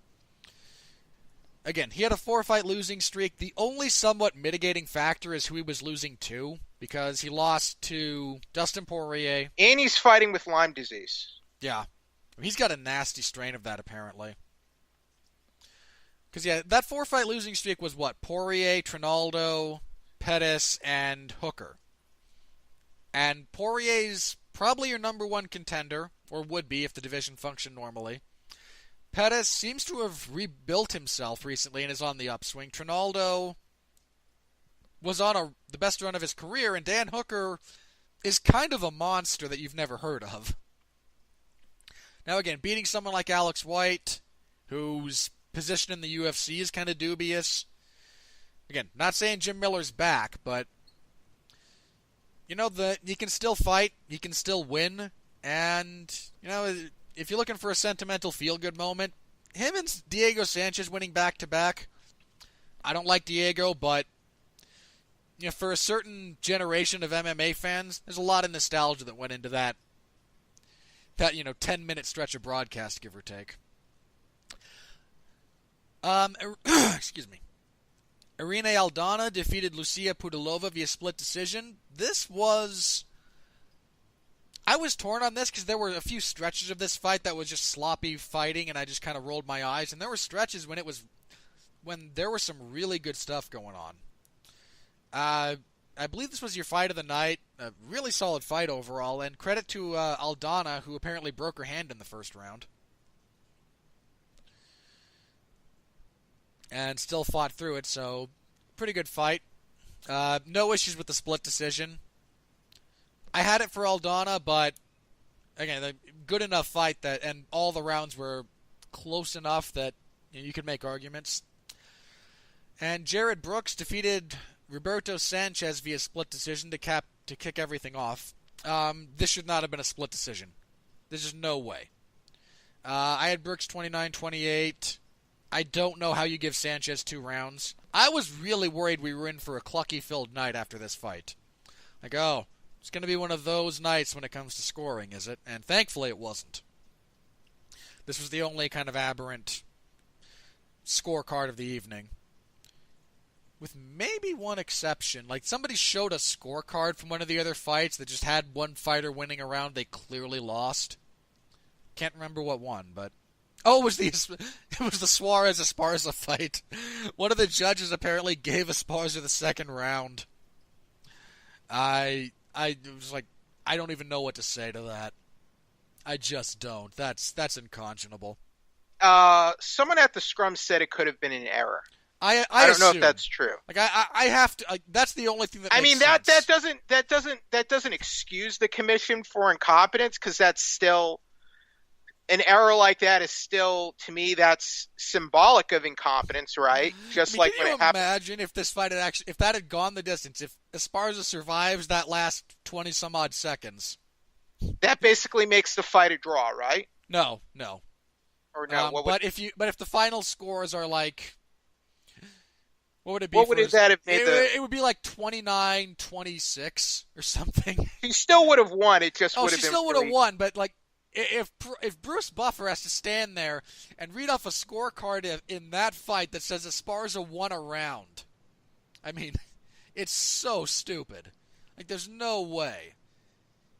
Because I mean, the first round was 10-8 Suarez all the way. The third round would have been a 10-8 if they go the distance. So assuming Suarez only gets, again, 9 points for the second, she's 29 to Esparza's, again, 26 for two 10-8s. Which is ludicrous, because Esparza in no way... But just imagine if you've got, like, two judges who score at 30-25 and one 29-26, and it's like, no, in no world did Esparza win any round of that fight. Anyway, so what burning desires do you have from those prelims that we didn't already touch on, Jeff? All right, let's see. Just want to go back and go over that card. Tatiana Suarez. I mean, she looked pretty impressive, right? Oh, yeah. I mean, she's definitely a good prospect to look at going forward. Aljamain Sterling had one of the better performances of his career last night. That knee bar was impressive. You know who? I mean, this isn't meant to be an insult, but you know who Aljamain reminds me a lot of, and I wonder if what you'll think of this. Phil Davis. I can see that. To me, he's like kind of like, but I think his striking is getting a lot better. I think he made some, but he's primarily a grappler. That's his main shtick. But it's when he puts it together. He's got a different style of wrestling from Davis, but yeah. Yes. But when he puts grappling and submissions together, he's like butter, man. Yeah, he's real smooth on the ground. Yeah, I think that's a fair comparison, all things considered. When do you see someone when do you see someone pull off a knee bar like that? He had. We saw Zabit do it. He had a back mount. Yeah, but that was almost like that was a different position, though. No, same position. It's essentially the same submission. The primary difference. His back was on the canvas, though. Well, so again, the only difference. And he pulled his leg back almost kind of like it almost looked like a calf slicer, or no? No, they hit the same knee bar. Basically, they both had the back. They both it's called the Suloev stretch. The difference in this one was Sterling. He was on top with a full back mount. Yeah. And he grabbed the leg, and the way he jacked that. Yeah, there was a weird angle to the way he was applying the pressure, as opposed because when Zabit did it, he did it the more traditional you almost never way. See that, and basically to see a similar technique twice in the same night. This sport is crazy. It's a really low percentage it's submission. One of those you don't reasons, see it often. It's one of those reasons. It's one of those reasons you can love this sport is when stuff like that can happen. But definitely love that. So that's what I have. Yeah, there was something different about the angle he set when he was going for it. Because instead of falling backwards to stretch out the hamstring, which is what that submission normally attacks, because it's not a knee bar in the traditional sense. Traditionally, the knee, the joint, is at your hips, and that's the fulcrum point for the leverage. And you try to hyperextend the knee backwards. In this instance, it's just a really, really nasty stretch on both the tendons and the hamstring muscle itself. There was something about the angle of Sterling's that actually put all the pressure on the knee of Stamen. So as he's half trying to defend, as Sterling is straightening that out, it's at this slight angle, and all the pressure's on the joint rather than the muscles. I need to rewatch it and see the specifics of how it was set up, but this one attacked the knee joint rather than the musculature around it. But yeah, it's a rare submission, but it's a really fun one to see pulled off. But all right, on that note, that's our review of 228. One of the better cards of the year. Again, a few hiccups here and there, but nothing's perfect. This was basically a really, really good card. that if you do card of the year type things, will finish relatively high on that scale. You had 2 submission of the year nominees, a couple of knockout of the year nominees. Because, again, the head kick from Neal, the punch from Andrade, legit knockouts. So, this probably won't do the best buy rate, but great card. All right, that brings us to next week, UFC Fight Night 136. We're going to be very brief about this. Let's see how much time we have. Oh, yeah. We're just going to specifically go over the top 2 fights and then just... Because, yeah, it's not worth going too much into. But the UFC is debuting in... Yeah, they're in Moscow. They're in the Olympic Stadium. This will take place... I want to say around like noon my time. It's either noon or midnight my time. Probably midnight, knowing my luck. And will be, again, the UFC's debut in Russia. The main event is... Wasn't this supposed to be Oleinik and Verdum? I think you're right. And then Verdum... Yes, it was. And then the doping issue with Verdum came up. Instead, we get Alexei Oleinik versus Mark Hunt. Hooray! Look, the only possible excitement I can get out of this is if this fight ends in the first round. Because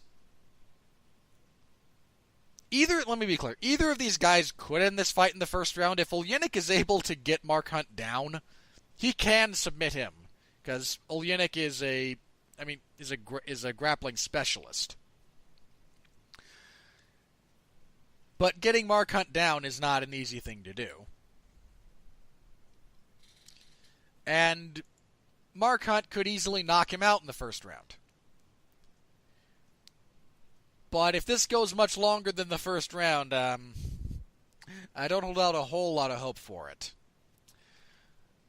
Let me see. Mark Hunt. Jeez. Mark Hunt's in a weird spot, man. Because he beat Derek Lewis. Coming off of the loss to Blades. He lost to Overeem before that. He lost to Lesnar, overturned. But, I mean, Hunt's always been kind of an up-and-down fighter like that. But he's also over 40 now, I seem to recall. Yeah, he's 44. I like Hunt. I mean, I think Hunt will take this. I don't think Oleinik has fought someone the level of Mark Hunt, all things considered. No, he has not. Yeah. Although, if he pulls off another Ezekiel choke, that'd be kind of crazy. Yeah, I got Hunt, probably in the first round. I don't know. I'm going to be interested to see how the crowd responds to that. Because, I mean, everybody kind of loves Mark Hunt, but, you know, knocking out a Russian in Russia might... I don't know. We'll see. But not the best main event possible, but, I mean, for a Fight Pass exclusive card at some ungodly hour here in the States, I'll watch Mark Hunt fight. How about you, Jeff? You going with Oleinik here? Or are you Mark Hunt? Really? Oleinik. This is a bad stylistic matchup for him.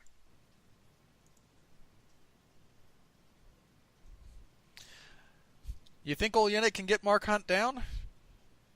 He'll get him down and keep him there, just like Curtis Blades. Huh. Interesting.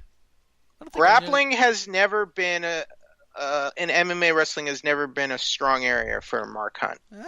That's true. I don't know. Traditionally one of his weakest areas. I just don't think Oleinik has a good enough. It's going to be a long, ugly, and boring fight. Oh, don't put that on me.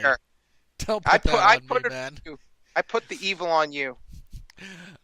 There's another heavyweight fight on this card that's already going to be like that. Come on. It's going to mac on your soul. It's going to mac on your soul, Robert. Dude, if this thing starts at midnight, it'll wrap up probably around like 5 a.m. my time. I'll just have to go to sleep with the horrible image of this terrible, terrible fight between Hunt and Oleinik burned into my psyche. Nightmares are made of less terrifying things than that. All right. The only other fight on the main card I'm actually interested in, is the return of Nikita Krylov, who was released from the UFC following a loss to Misha Serkinov back in 2016. He has since won 4 fights in a row. He's finished all of them. I mean, he had a really good run going in the UFC before that. He went, 1-1 at heavyweight, including knocking out Walt Harris. Lost to OSP in his light heavyweight debut. Lost via Von Fluchuk, which I take a dim view of, but went on a good winning streak. Jeez, he won, 5 in a row? Something like that, and then lost to Serkinov.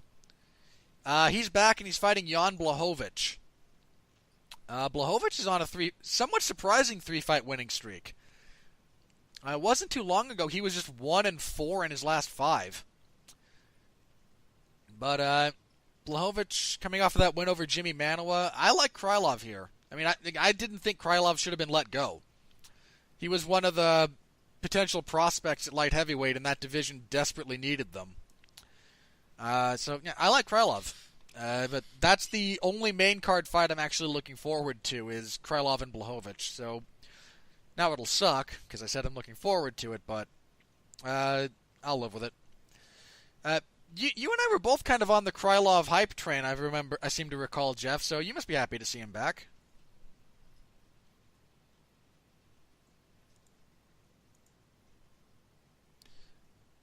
You muted?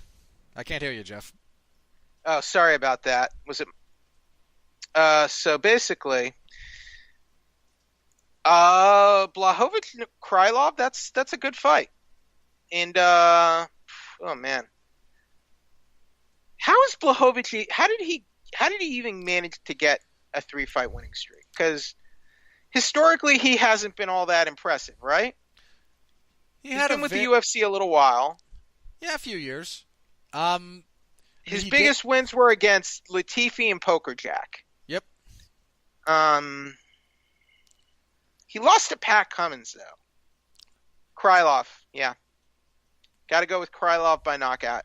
And I'm very happy Krylov is back in the UFC. He never should have been let go in the first place, especially at light heavyweight where they need guys like him. I mean, it's a decent matchup, but it's not going to save this card. That also has Arlovsky fighting. Yeah. Shamil Abdurakhimov. We're just going to do Burning Desires for the rest of this card because I don't think it deserves really going into. Again, as Jeff just mentioned, there's a heavyweight fight between Andrei Arlovsky and Shamil Abdurakhimov. Shamil knocked out Chase Sherman November of last year. And Andrei's coming off of that loss to Tuivasa, if memory serves. Jeez, he had a 5-fight losing streak. I think Arlovsky probably takes this because Abdurakhimov's not a big enough puncher to really trouble him, but... then Thiago Tavares fights Alexei Kunchenko? Going with Kunchenko, who I know absolutely nothing about. Let me see if I can at least find his record. 18-0. I mean, I have to pick Alves here because I don't know the other guy, but don't be shocked if Alves is just too far over the hill at this point. I mean, he's coming off of... Yeah, they got knocked out by Millender. He's 1-3 in his last 4 with losses to Condit and Miller. Only beat Cote. He might just be too far over the hill. Peter Yan is back. Always happy to see Peter Yan, who had a really good UFC debut when he starched Teruto Ishihara in the first round. He's fighting Jin-Soo Sun. Yeah, Yan is being set up to win here. That was made a month ago, so somewhat short notice. He was supposed to fight Douglas Silva de Andrade. That's a crazy fight. That's pretty crazy, actually. I hope they try to make that again. Rustam Khabibulov is fighting. He's fighting Kajan Johnson. I like Khabibulov here. Johnson's clinch game. Where's Khabibulov been? What the heck happened to him? He fought September of last year and defeated Desmond Green. He's been out for a year. He's had quite a bit of inactivity. He had some kind of injury. He was supposed to fight actually Johnson early this year. I don't know Wow, what kind of injury. he's on 5. He's won his last 5. Damn. Yeah. Only losses in the UFC are to Benson Henderson and Adriano Martins. And in I fairness, almost there's an feel bad argument that that he we've won the. forgotten about Kabalov because arguably he's pretty good. Oh, he's good, but he never got over. Uh, He never beat those higher level opponents, but we'll see where he is now. yeah, Coming off a 1 year layoff, fighting in Russia. Who's he fighting though? He's fighting Cajun Johnson. I like him to win this fight. great. I mean, not a nobody, but not like not like a top 15 type of fighter. Yeah. Speaking of top 15 fighters, He's who got should some be. he's got some wins, so. Yeah. But speaking of guys who should be top 15, or Mm. might still be, Maribek Taisimov is on this card. I like Taisimov. Love Maribek Taisimov. If that poor guy could fight in the U.S., I don't know what's blocking his visa. Do you have like a visa thing Yeah. issue? Okay. There's speculation that it's because again, like the geopolitics of Russia.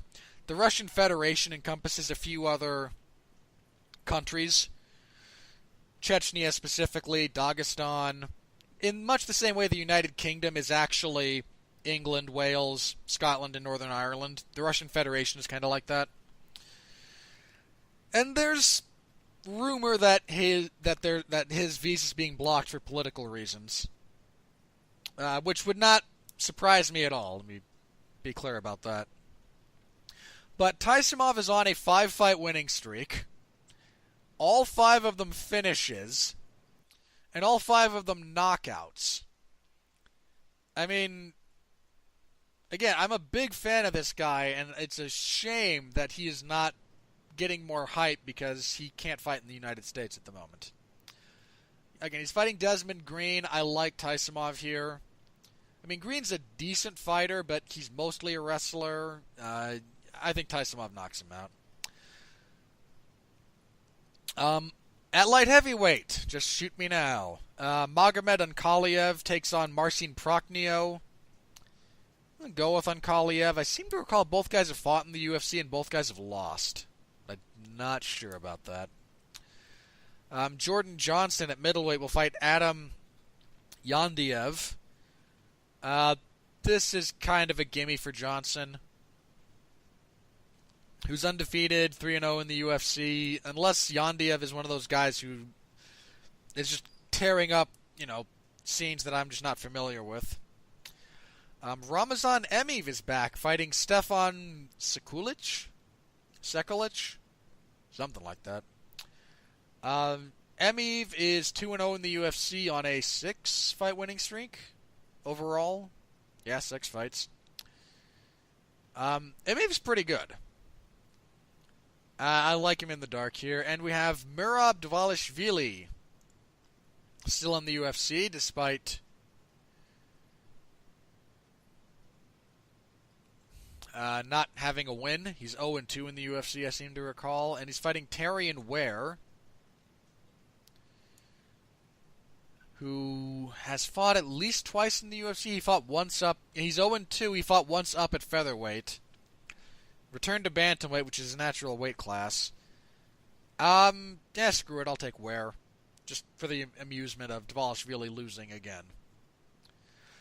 Again, there's a couple of names you might recognize if you're in the hardcore community here. So, Jeff, is there anything else you're looking forward to on this card? It's a card in Russia. All right. And I will have coverage of that whenever it goes live. I want to say it's like midnight my time. Can I find that out? They should have announced it by now. Let me see if I can find that particular listing. What do we got? Pancrase, Hunt versus Olynyk. The exclusive fight pass. I mean, the whole thing's okay. No, it's very early in the morning. Okay. So yeah, the first fight starts around 9 a.m. Eastern, which is 7 a.m. my time. And we'll wrap up a little after noon, so, okay. I'm still not happy about it, but okay. I hate waking up early, man. I really do, but alright. So, next Saturday at whatever that time happens to be in your time zone, I will have coverage of this event. Stop by, say hello. I appreciate it for whatever, Nobody's going to comment on this one, man. It's a crappy card at a horrible time of day that no one's aware of. Oh, well. Such is my life. But the UFC will have finally held a card in Russia, in Mother Russia. That's true. They announced their Argentinian debut coming up last night as well. They're rebooking Ponzinibbio and Neil Magny. That's a good fight. Well, and Ponzinibbio is Argentinian, so... Arguably, that's a bigger fight for Neil Magny, if you think about it. It's a pretty big fight for both guys. The winner's likely not in the title picture proper, that puts Magny back in a really good position if he wins. Yeah. That'll be, 2 or 3 in a row since he got just steamrolled by RDA? Yeah. Who else? Did he also lose to Neil Magny? Who? Excuse me, not Magny lost to... He got submitted by Damian Maia, right? Yes. Like, really quickly, as I recall. Yeah, Damian tapped him real quickly, and then, Dos Anjos tapped him relatively quickly. But yeah, I think they tried to make that fight... No, they tried to make Ponzinibbio and Usman for the Chilean debut. And that fell through. And it's a good fight. I mean, again, the winner takes a pretty important step, like, into the top 5 area, give or take. They also announced they made official the Rockhold and Weidman rematch as probably the co-main event for UFC 230. I mean, I'm glad that rematch is happening. I've wanted to see that fight for a while. Yeah, we still don't have a main event for that card. That's crazy. Knock on wood, Chris Weidman not getting another injury, because, damn. Yeah, I mean... Talk about a guy whose career gets sidelined by injuries. Very true. Chris Weidman would probably be in the top 5. Yeah. I mean, they had a really good fight the first time around. I am definitely interested in the rematch. Yeah, they have Souza and Branch on that card too. So, pretty... All that, there's some really... Oh, Poirier and Diaz is on that card. Again, not the main event necessarily. I don't think they finalized a bout order, but... That card is one fight away from being really good on paper. I mean, Brunson and Adesanya is not a bad fight. Again, Poirier and Diaz will be crazy. Jacare and David Branch is a good fight. Rockhold and Weidman's a good fight. Yeah, that card is really shaping up nicely. It just needs that kind of really nice main event to seal things up for it. Anyway, those are the bout announcements I remember from last night. So apart from that, what other news did we have to touch on? Just give me a second. All right. Just coming up with some items here.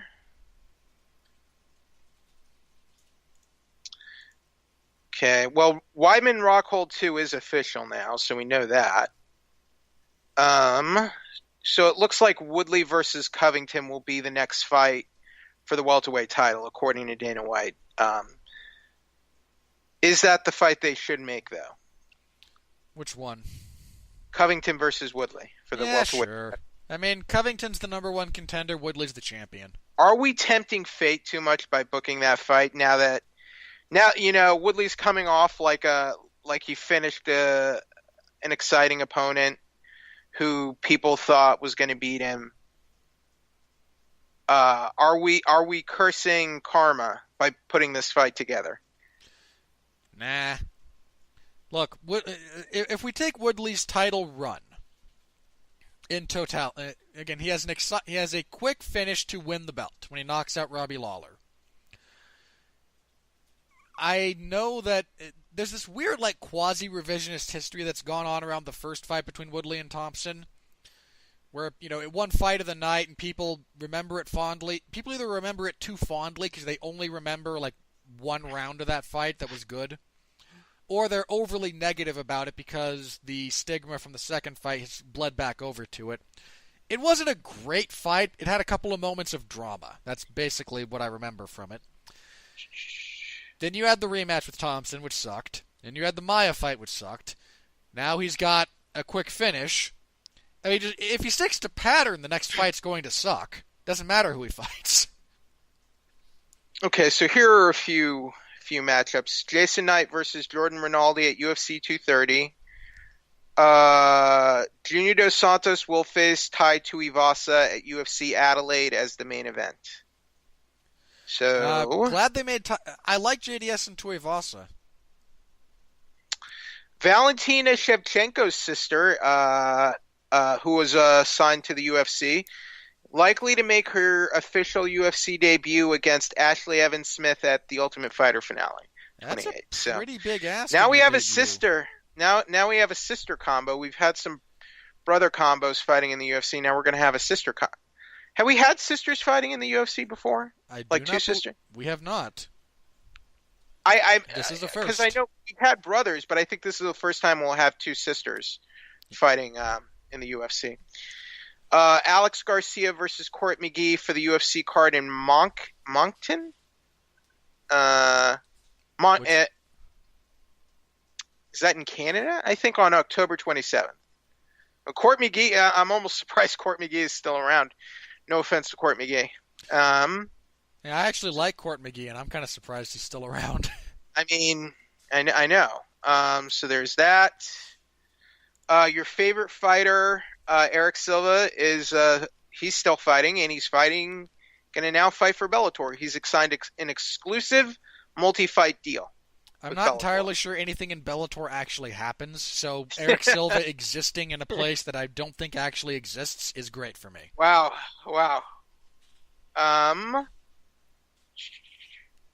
Now, I don't know if this is true, but there was a rumor from Dave Meltzer of the Wrestling Observer. It says that basically the UFC is angry at Conor McGregor because he's apparently not going out there to promote UFC 229. And this is apparently frustrating the UFC. Really? Do we need... McGregor, is this legit, or is this more like blowing smoke, you think? It wouldn't surprise me if there are, I hate to say factions, but if there are people within the UFC who are annoyed at the lack of promotion from McGregor. That wouldn't shock me. I'd be shocked if it was a very pervasive feeling, because Conor doesn't need at this point to go out and do a world press tour or anything big like that. He's already gone to such massive lengths to stick himself into the cultural zeitgeist that he doesn't need to do the same types of promotional things now that he did when he was building up to the Jose Aldo fight, for example. I mean, they did Don't that you think he could be doing more? I mean, I'm not saying the amount he did for Floyd Mayweather, but just, a little more. I mean, he could, but that fight's also not that far off. It's, less than a month? I mean, I don't really know. I mean, I respect Dave Meltzer, but sometimes he writes tidbits and stories that are like, what the hell? I mean, again, it's... Like I feel like he reports stories as that are more like speculation and opinion as news and how he thinks things are going to go, and presents it as news. I don't read enough of his stuff necessarily to. That's the feeling I get from him sometimes. I'm not saying it's necessarily that's just the feeling I get reading some of his reports, but I don't know. Let me say this: it wouldn't shock me if he's right. It also, I mean, you don't need a big promotional push for this for this fight. If UFC wants to do like 1.5 to 2 million, don't you think they need more? Considering just how low pay-per-views have been for them lately? Well, there's also you also have to take into account that the UFC doesn't really start promoting the next pay-per-view until the previous one ends. Right? So I imagine we're going to see the big promotional push in terms of television and all their media blitz. Now that 228 is done is when that's going to kind of kick into higher Okay. gear. Okay. Valentina Shevchenko had some choice words for Nika Montano. She's basically denying that her real issue is health. Or do we have anything? Does Shevchenko have a point beyond, she was supposed to fight for the title, didn't get her title shot? This has happened to her multiple times now. Is she just venting, or is there more to what she's saying? I mean, look, does she know more? Does she know more than what we've seen in the media? She probably knows more than we've seen in the media. That being said, she's also probably mostly venting. Okay. Uh, I mean, look, she's going to fight for the belt next, hopefully. She's probably going to win. Um, I mean, this is just a lot of bad circumstances, and I think she's pissed. I think she's rightfully pissed in some respects. And it also might have gotten into her head a little bit. I mean, again, this is the second title fight she's been scheduled for that fell out 24 hours before the event was to take place. It's she might be getting a touch paranoid about it. We'll see. I hope they reschedule a title fight for her soon, at least. Now here's Nico Montano's statement on her Instagram. She says, "I stopped sweating early, my kidneys shut down, and I had an imbalance of electrolytes. My sodium levels were way too high. When I got to the hospital, the doctors told me that it was the best idea, that if I had waited even 30 minutes longer, it could have led to cardiac issues. With that said, I had no intention to drop out of the fight. I look good at open workouts because I had every intention to dominate tonight."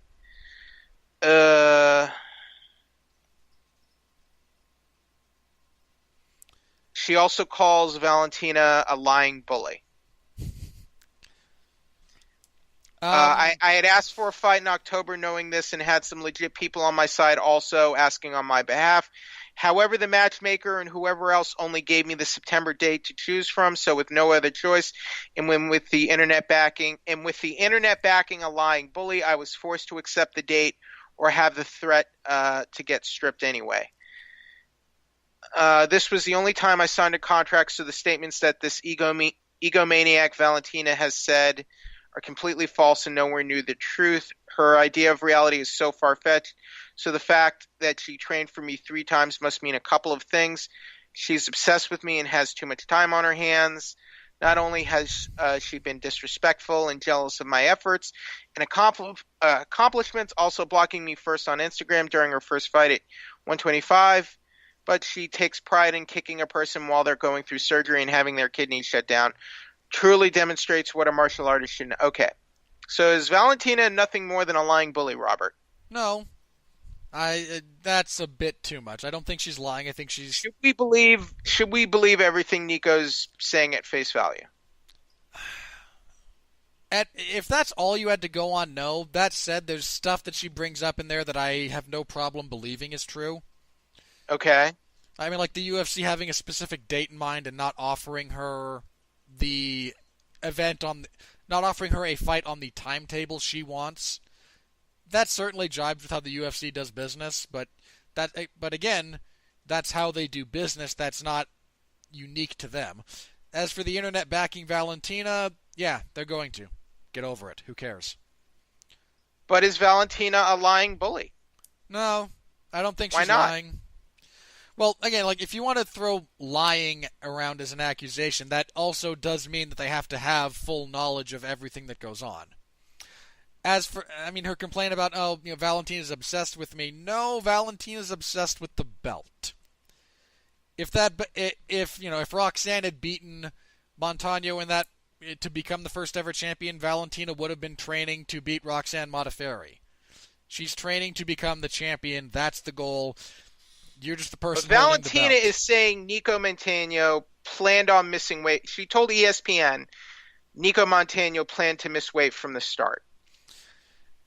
Yeah, I mean, look, do I agree with Is that everything possible? Is that Valentina said? possible? Though? Could Nico have made this malicious plan? If she missed weight on the scale, they'd have stripped she wouldn't have been champion anymore anyway. Really? If you are the defending champion and Has the you miss defending weight, wait? Has the defending champion ever missed weight before? Oh, I think there was a situation in a smaller promotion where I think this happened. It might have been Bellator or something. I mean, that's all. That's the. Let me put it this way. That's the way business has been conducted across most combat sports up to this point. Because, I mean, Tanya Evinger nearly missed weight for one of her bantamweight title defenses and was told if you miss weight, you're stripped of the belt. I feel like it's happened in Bellator. It doesn't happen often, because normally the champion can consistently make weight, but general practices to this point across MMA, boxing, kickboxing, etc., if you are the reigning champion and you miss weight, you are stripped of the belt. I don't think it's ever happened for a defending champion in the UFC. I I'm believe that is fairly correct. I'm fairly confident in saying that. It's never. I do remember. I think there was an incident where it's happened in. I don't want to say Bellator, but it was some years back. I want to say like 5 or 6 years. Yeah, it's not a situation that arises all that often generally. It's Yeah. not a surprise that it hasn't happened in the UFC. But if you miss weight as the defending champion, I imagine the UFC would just strip them of the belt, and if the other person beats them, they become the champion. So, I mean, I again, like, I'm not sure how much of what Valentina says is, again, just like her own kind of personal paranoia that might be building up at this point. Could Valentina know things that we don't, though? I mean, we're not the UFC fighters. We're not in camp. We don't talk to people in the camps often. I mean, I'm sure there are some things she knows that we don't. I'm also equally sure there's a bunch of things that she doesn't as it pertains to the ins and outs of, how Nico Montano is preparing for a fight. So I'm not prepared to necessarily go all the way I and gotta say, feel like UFC would not have stripped Nico unless something egregious happened here. like, well, again, like, Nico's also not exactly been a promotional darling, has held up the whole division kind of actually developing. That wasn't her fault.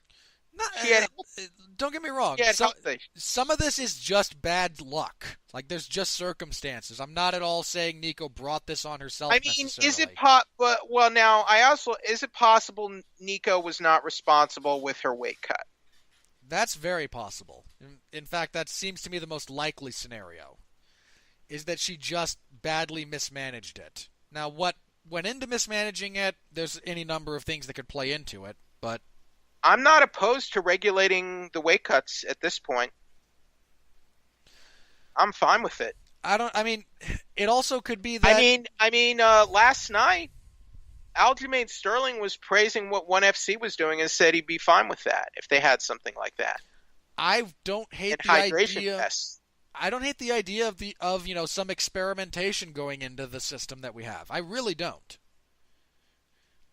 I'd be fine with it. I think we need to regulate training camps too. Experiment with that. And when I say regulate training camps, I don't mean everyone, but I mean with certain marquee fights. I don't know. I mean, again, The whole Kamaru. Look, if you're going to actually pay fighters to be backups, which apparently they did with Kamaru Usman, then do that and start regulate marquee training camps and set up deals for that. I think it should happen. We'll see. I mean, again, it might going forward. I'm just saying, in the past, UFC president Dana White, he's talked about things that are happening in training camps and why are they doing this or that. Then make it a rule. Make it a rule for these marquee bouts that they can't throw these type of strikes or they can't do this type of training this far out. Does the NFL not have rules like that? Yes, I know. Yes, I know. There's a union. Blah blah blah. Well, That's a pretty big caveat. It's a big caveat, but training camps have rules about contact, do they not, Robert? I don't know. I don't care enough about the Really NFL. certain they do. I also have no doubt that they're being violated on a daily basis if they do Okay. exist. Well, I mean well we also heard about the bounty thing, and I mean that's a huge violation. So we know that In exists. fairness, I also don't think that should be a violation. Well, You want to? I mean, look, like if you want to, your goal is to win the damn game. Taking out the opposing player within the confines of the rule structure should be fair game. My opinion.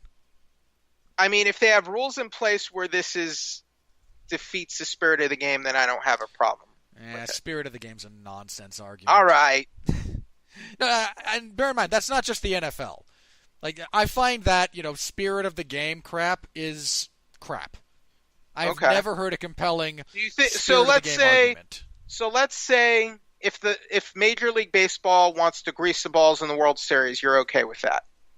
If they want to allow pitchers to grease balls that they're throwing, No, they're not allowing pitch. No, they're doing it themselves to make home runs easier. if they do it from if the NFL, If the governing Major League body Baseball, were to do yes, I'd that's only have not a problem that's with it if they actively prevented the pitchers from wiping the grease off of the balls. well, like here, what was like both Justin Verlander and an LA Dodger. They said the balls were juiced, not grease juiced. I don't know. I don't know what goes into that.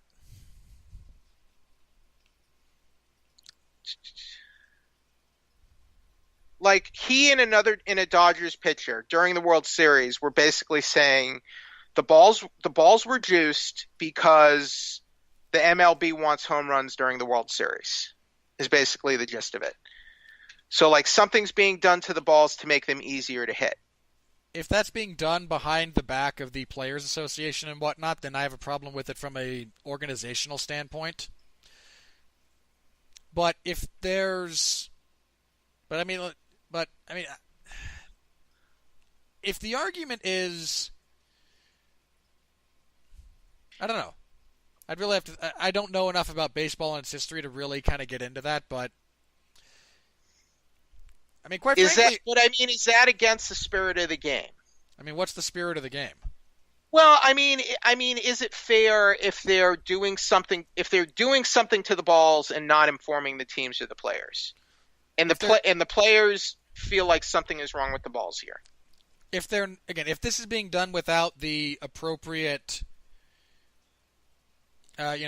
discussion and approval of the Players Association, I have a problem with it just because I Okay. don't think you should unilaterally do stuff like that. My basic If the only my argument is we don't like Mhm. this because it violates the spirit of the game, I don't find that to be a compelling argument. my basic point is I fully support regulation for marquee training camps. And what I mean by marquee, I mean main and co-main, the marquee bouts, and also weight cutting. Because I feel like if we're not cracking down on the weight cuts now, something terrible is going to happen. Yeah, Because something- I mean, look, honestly, what sounds like what happened to Nico sounds pretty scary. And I mean, it's scary if she's not doing this the right way and she's getting her health into trouble where it doesn't need to. And that's all I'm saying is if fighters are not going to take responsibility for their weight cuts, something needs to be done here, Robert. That's my point. And I don't think that's unreasonable either. I mean, I don't think you're wrong. And I don't think you're unreasonable. I have a different perspective on it, is all, I suppose. Fair enough. Because how do I say this? I am perfectly aware that one of these days I'm going to watch a fight where somebody dies. That is an inevitability.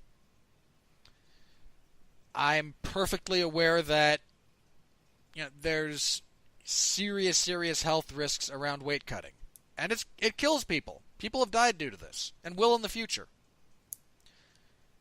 And essentially, I've made my peace with that. Maybe I'm dead inside. I don't know.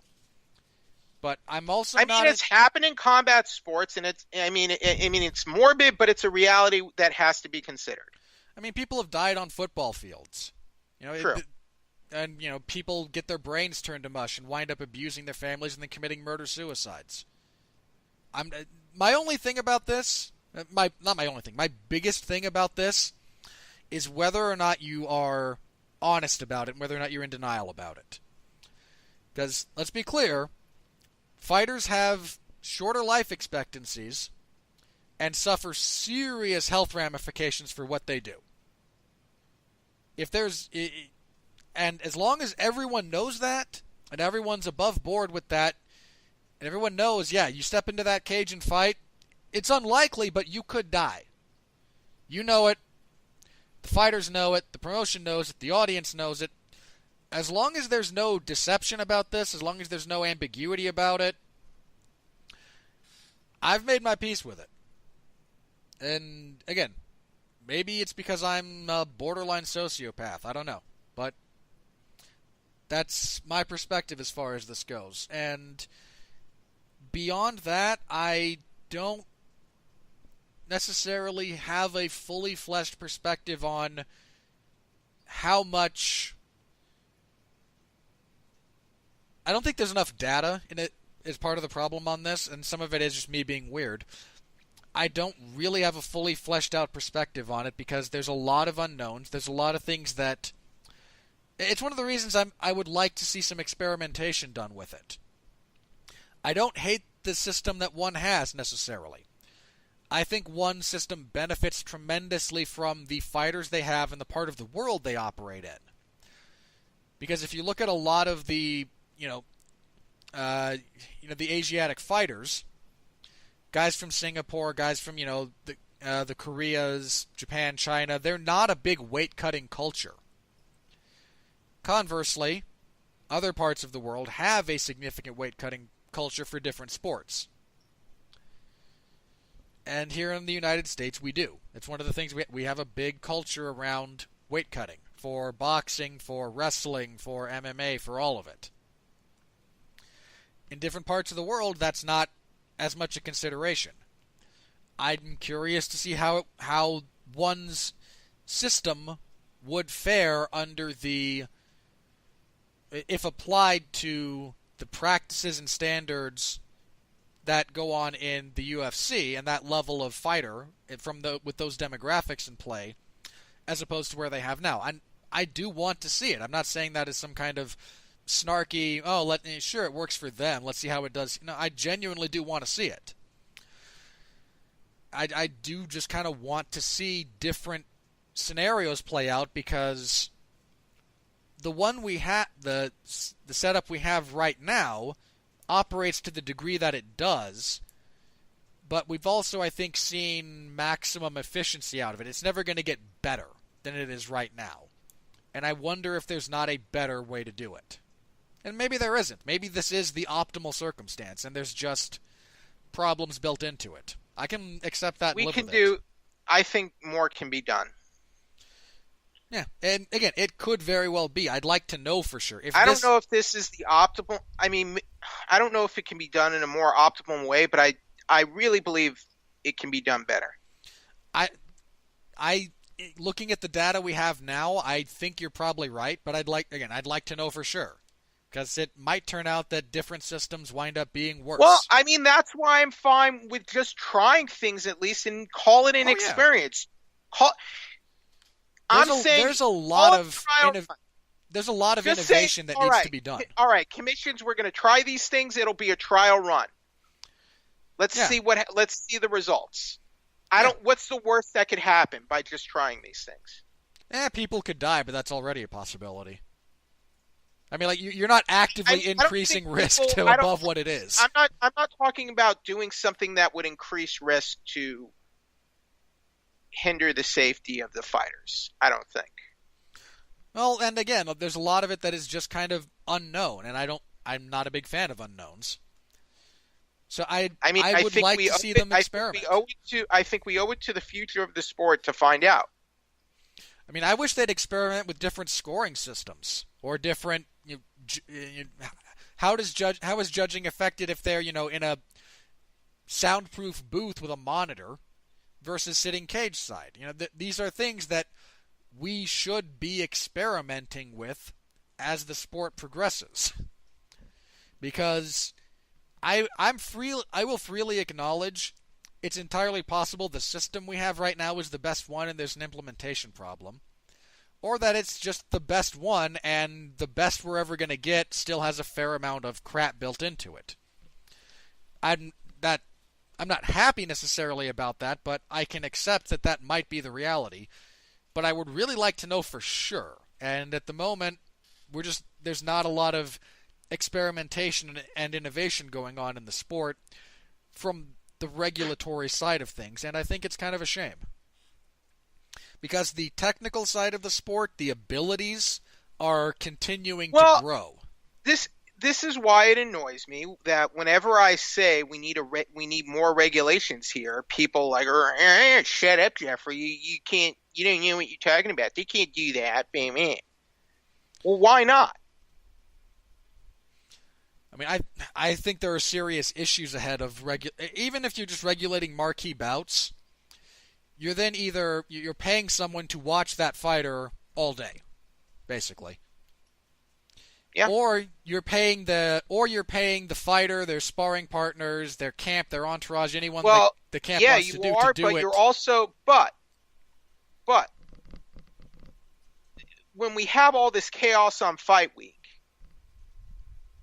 where a fighter's getting injured or getting pulled from a fight, which has happened with a lot more alarming regularity in the last 2 years, undeniably. I mean, you risk losing a lot more money that way, and then people get angry and are like, "Why aren't you doing anything?"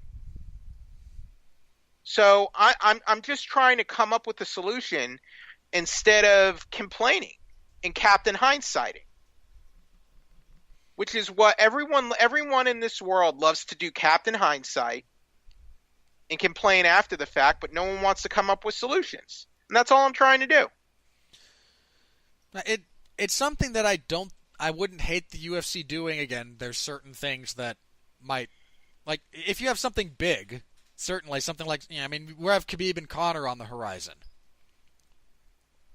Yeah.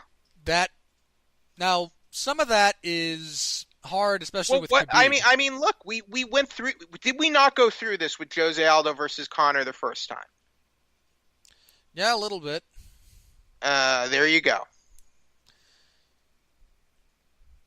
I mean, it's kind of rough with. I rest my case. It's kind of rough with Khabib because he lives in Dagestan. And he wrestles bears. We know. Yeah, you found out Mike Bisping's coke bender last night. Just so you all know, Bisping was not on energy drinks. He was on cocaine, and it's a hell of a drug. So I've been as told. Rick James would say. You know what I'm talking about, right? Did you see Bisping last night? He was on the desk, right? Yeah. Parts of him, maybe. At the end, he was getting high. If that was all Bisping, if what you were doing last night was all natural, God bless you, because he was high. He was hyped for Khabib Nurmagomedov fighting Conor. He was going. In fairness, if you're going to get hyped about a fight, that's the one to do it. Which is fine, but like he was so hyped, I'm like, is he on cocaine? If he was on energy drinks and had just been like up all night, some people get manic when they get punchy like that. He was manic, so maybe it was an energy drink bender, but man, he was hopped up. As someone who has dealt with insomnia, there's a manic phase to it. There really can be. So I don't know. Well, we know he likes to get intoxicated and all that. Again, it also wouldn't shock me if he's doing coke off of Karen Bryant's abdomen during the commercial break. Don't. That's mean. Robert. Who was he with? You're was lucky, he with Rashad? You're lucky no one listens to this show. Dude, I said years ago that the podcasts I do prevent me from ever running for public office. no matter what. Who was he? Was Rashad the other guy on the desk, or was it Florian? I can't remember. It was Florian and Karen Bryant last night. Florian. Okay. So it was they didn't have, because sometimes they have Woodley in there, and Woodley was fighting Eve. Eve's done it a few times. Gastelum's done it a time or two. Eve's is really good on that desk, though. By the way. Oh yeah, Eve and Tyron are phenomenal in that role. Tyron not so much, but I really dig Tyron. Yeah. Not every time, mind you, but generally. I like Eves is like, he was such an underrated talent. So I'm glad they're giving him for. I mean, I hope it continues on ESPN when that deal starts. Yeah, that'll be really interesting to see what happens when they switch over from a talent perspective for roles like that. That will be a lot of people going to lose their jobs. Yeah, can I just also say, this is the most random thing about last night's event. At one point they had, because they apparently the new movie The Predator was like one of the paid sponsors for that event. Which I'm seeing tomorrow, by the way. And they had an exclusive, which is not really exclusive, like sneak peek at the movie type thing. And they had Kamaru Usman do the on-screen intro, like he's the one sitting in front of the camera to do the intro to the movie. Good God, that was painful. I mean, I like Usman as a fighter. There's a lot good about his game. And when he gets on the mic for a post-fight promo, he's relatively engaged. But man, him just stock reading lines off of some teleprompter from the cue cards for that was awful. I really wanted like a Simpsons cutaway to Mr. Burns, like we did 48 takes and that was the best one. I mean, it was bad, man. It was just bad. Not Usman's strong suit. All right. I think that's going to wrap us up here. I think we can wrap it up, yeah. All right. So, you just mentioned you're seeing The Predator. So, what else seeing have you got it tomorrow, reviewing that. Check out my review of Iron Fist Season 2. So that's what I've been hinting out for the last couple weeks was Iron Fist Season 2. My embargo basically said I couldn't talk about it until September 5th, which was 2 days before the launch. I was one of the few people who liked the first season, but I think that even all that aside, I think it was greatly improved from the first season. I would recommend everyone give it a look. It's a shorter season, it's a little leaner, and it was. Really? How many episodes is it? It's 10 episodes. First was 13. Oh, nice. Well, they're usually 13. I think that's good, and I would like to see future Netflix seasons go to like 10 because I think 13 is getting. I don't think the writers can handle 13, to be honest with you. It always feels like there's at least. Sometimes it's a straight episode, like you can find episode number whatever. It's like, no, this shouldn't be here. But it always does kind of feel like there's about an episode's worth of content that you can probably pluck out of any of those series and just streamline the whole process. Well, definitely I like the 10 episode form. It was a good season. So I interviewed Finn Jones, who's Danny Rand, Iron Fist, and Jessica Henwick, who's Colleen Wing. Check those interviews out. And the big one, CM Punk. An exclusive interview that you will not get anywhere else, only with me and CM Punk on 411 Mania. I got to talk to the former WWE World Heavyweight Champion. It finally came together. All came together in one day, but it happened. So thank you to CM Punk, and thank you to the folks at Netflix who helped make this happen. So yeah, and that would have been. Oh yeah, he was doing promo work for the new season of Ultimate Beastmaster. Right, for Ultimate Beastmaster with Tiki Barber and Anderson Silva and all those folks. So that was pretty cool. If you like obstacle course challenges like American Ninja Warrior, and you have Netflix, it's basically the Netflix knockoff of American Ninja Warrior.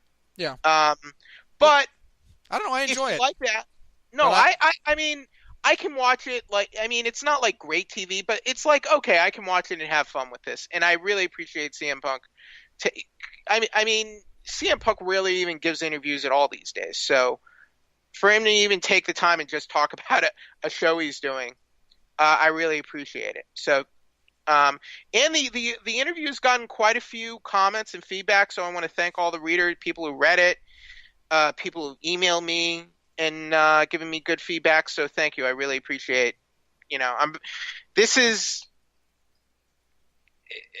It was really huge for me to get that interview, so I'm very happy about it. And of course, and Predator tomorrow. I'll be reviewing Predator later this week. All right, I'll see you next week then, Jeff. When we will Thank you, review, guys. we'll review Fight Night 136, and Hard to place in Russia. yeah, I believe we'll preview Fight Night 137. That is the 22nd. So, yes, we will be previewing Fight Night 137.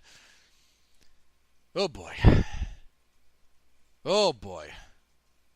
Yeah. Yeah, okay. This one I've been trying to temper my expectations generally around cards because I'd rather have low expectations and have them exceeded than vice versa, especially with the UFC's kind of shotgun approach to just how much content they put out. Boy, I mean, you got Cowboy, not Cerrone, the Brazilian Cowboy, Alex Oliveira. That can't be the original fight. Yeah, yeah. He was supposed to fight Magny and that got replaced. But man, I am not feeling this card. Oh, Jeff's gonna have an aneurysm. Hector Lombard's on it. Oh, that'll be great. Um, yeah, man, this is a rough card. That's gonna be an interesting one. So come back. We'll have a full preview of it. If you haven't seen it, the main event is a light heavyweight fight between Thiago Santos, moving up to light heavyweight, and Jimmy Manuwa. I don't know, man. I'm really struggling with this card. Jeez, get Little Nog fighting Sam Alvey. That'll probably suck. I'm Henan Barrow in a get well fight. If he loses that, man, he's got to be gone. He's fighting a nobody. That's about as gimme a fight as you're gonna get. Trinaldo and Dunham would have been good a couple of years ago. Sergio Moraes and Sergio Moraes is underappreciated. Tallest latest and Hector Lombard has to be loser leaves town. Olivia Renata Souza's making her debut.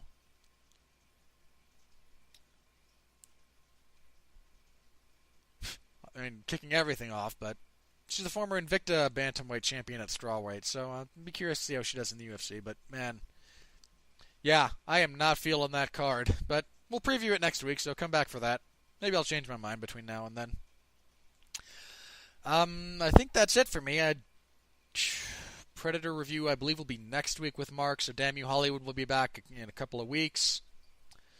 Yeah, that's it for me. Until then, thank you everyone for listening, for telling your friends about us. It's always appreciated. I maintain that I don't actually deserve the support that I get, but I hope one day to earn it, so thank you very much for that. We'll be back next week. Until then, thank you again for listening. Stay safe out there, and please continue to be well, be safe, and behave.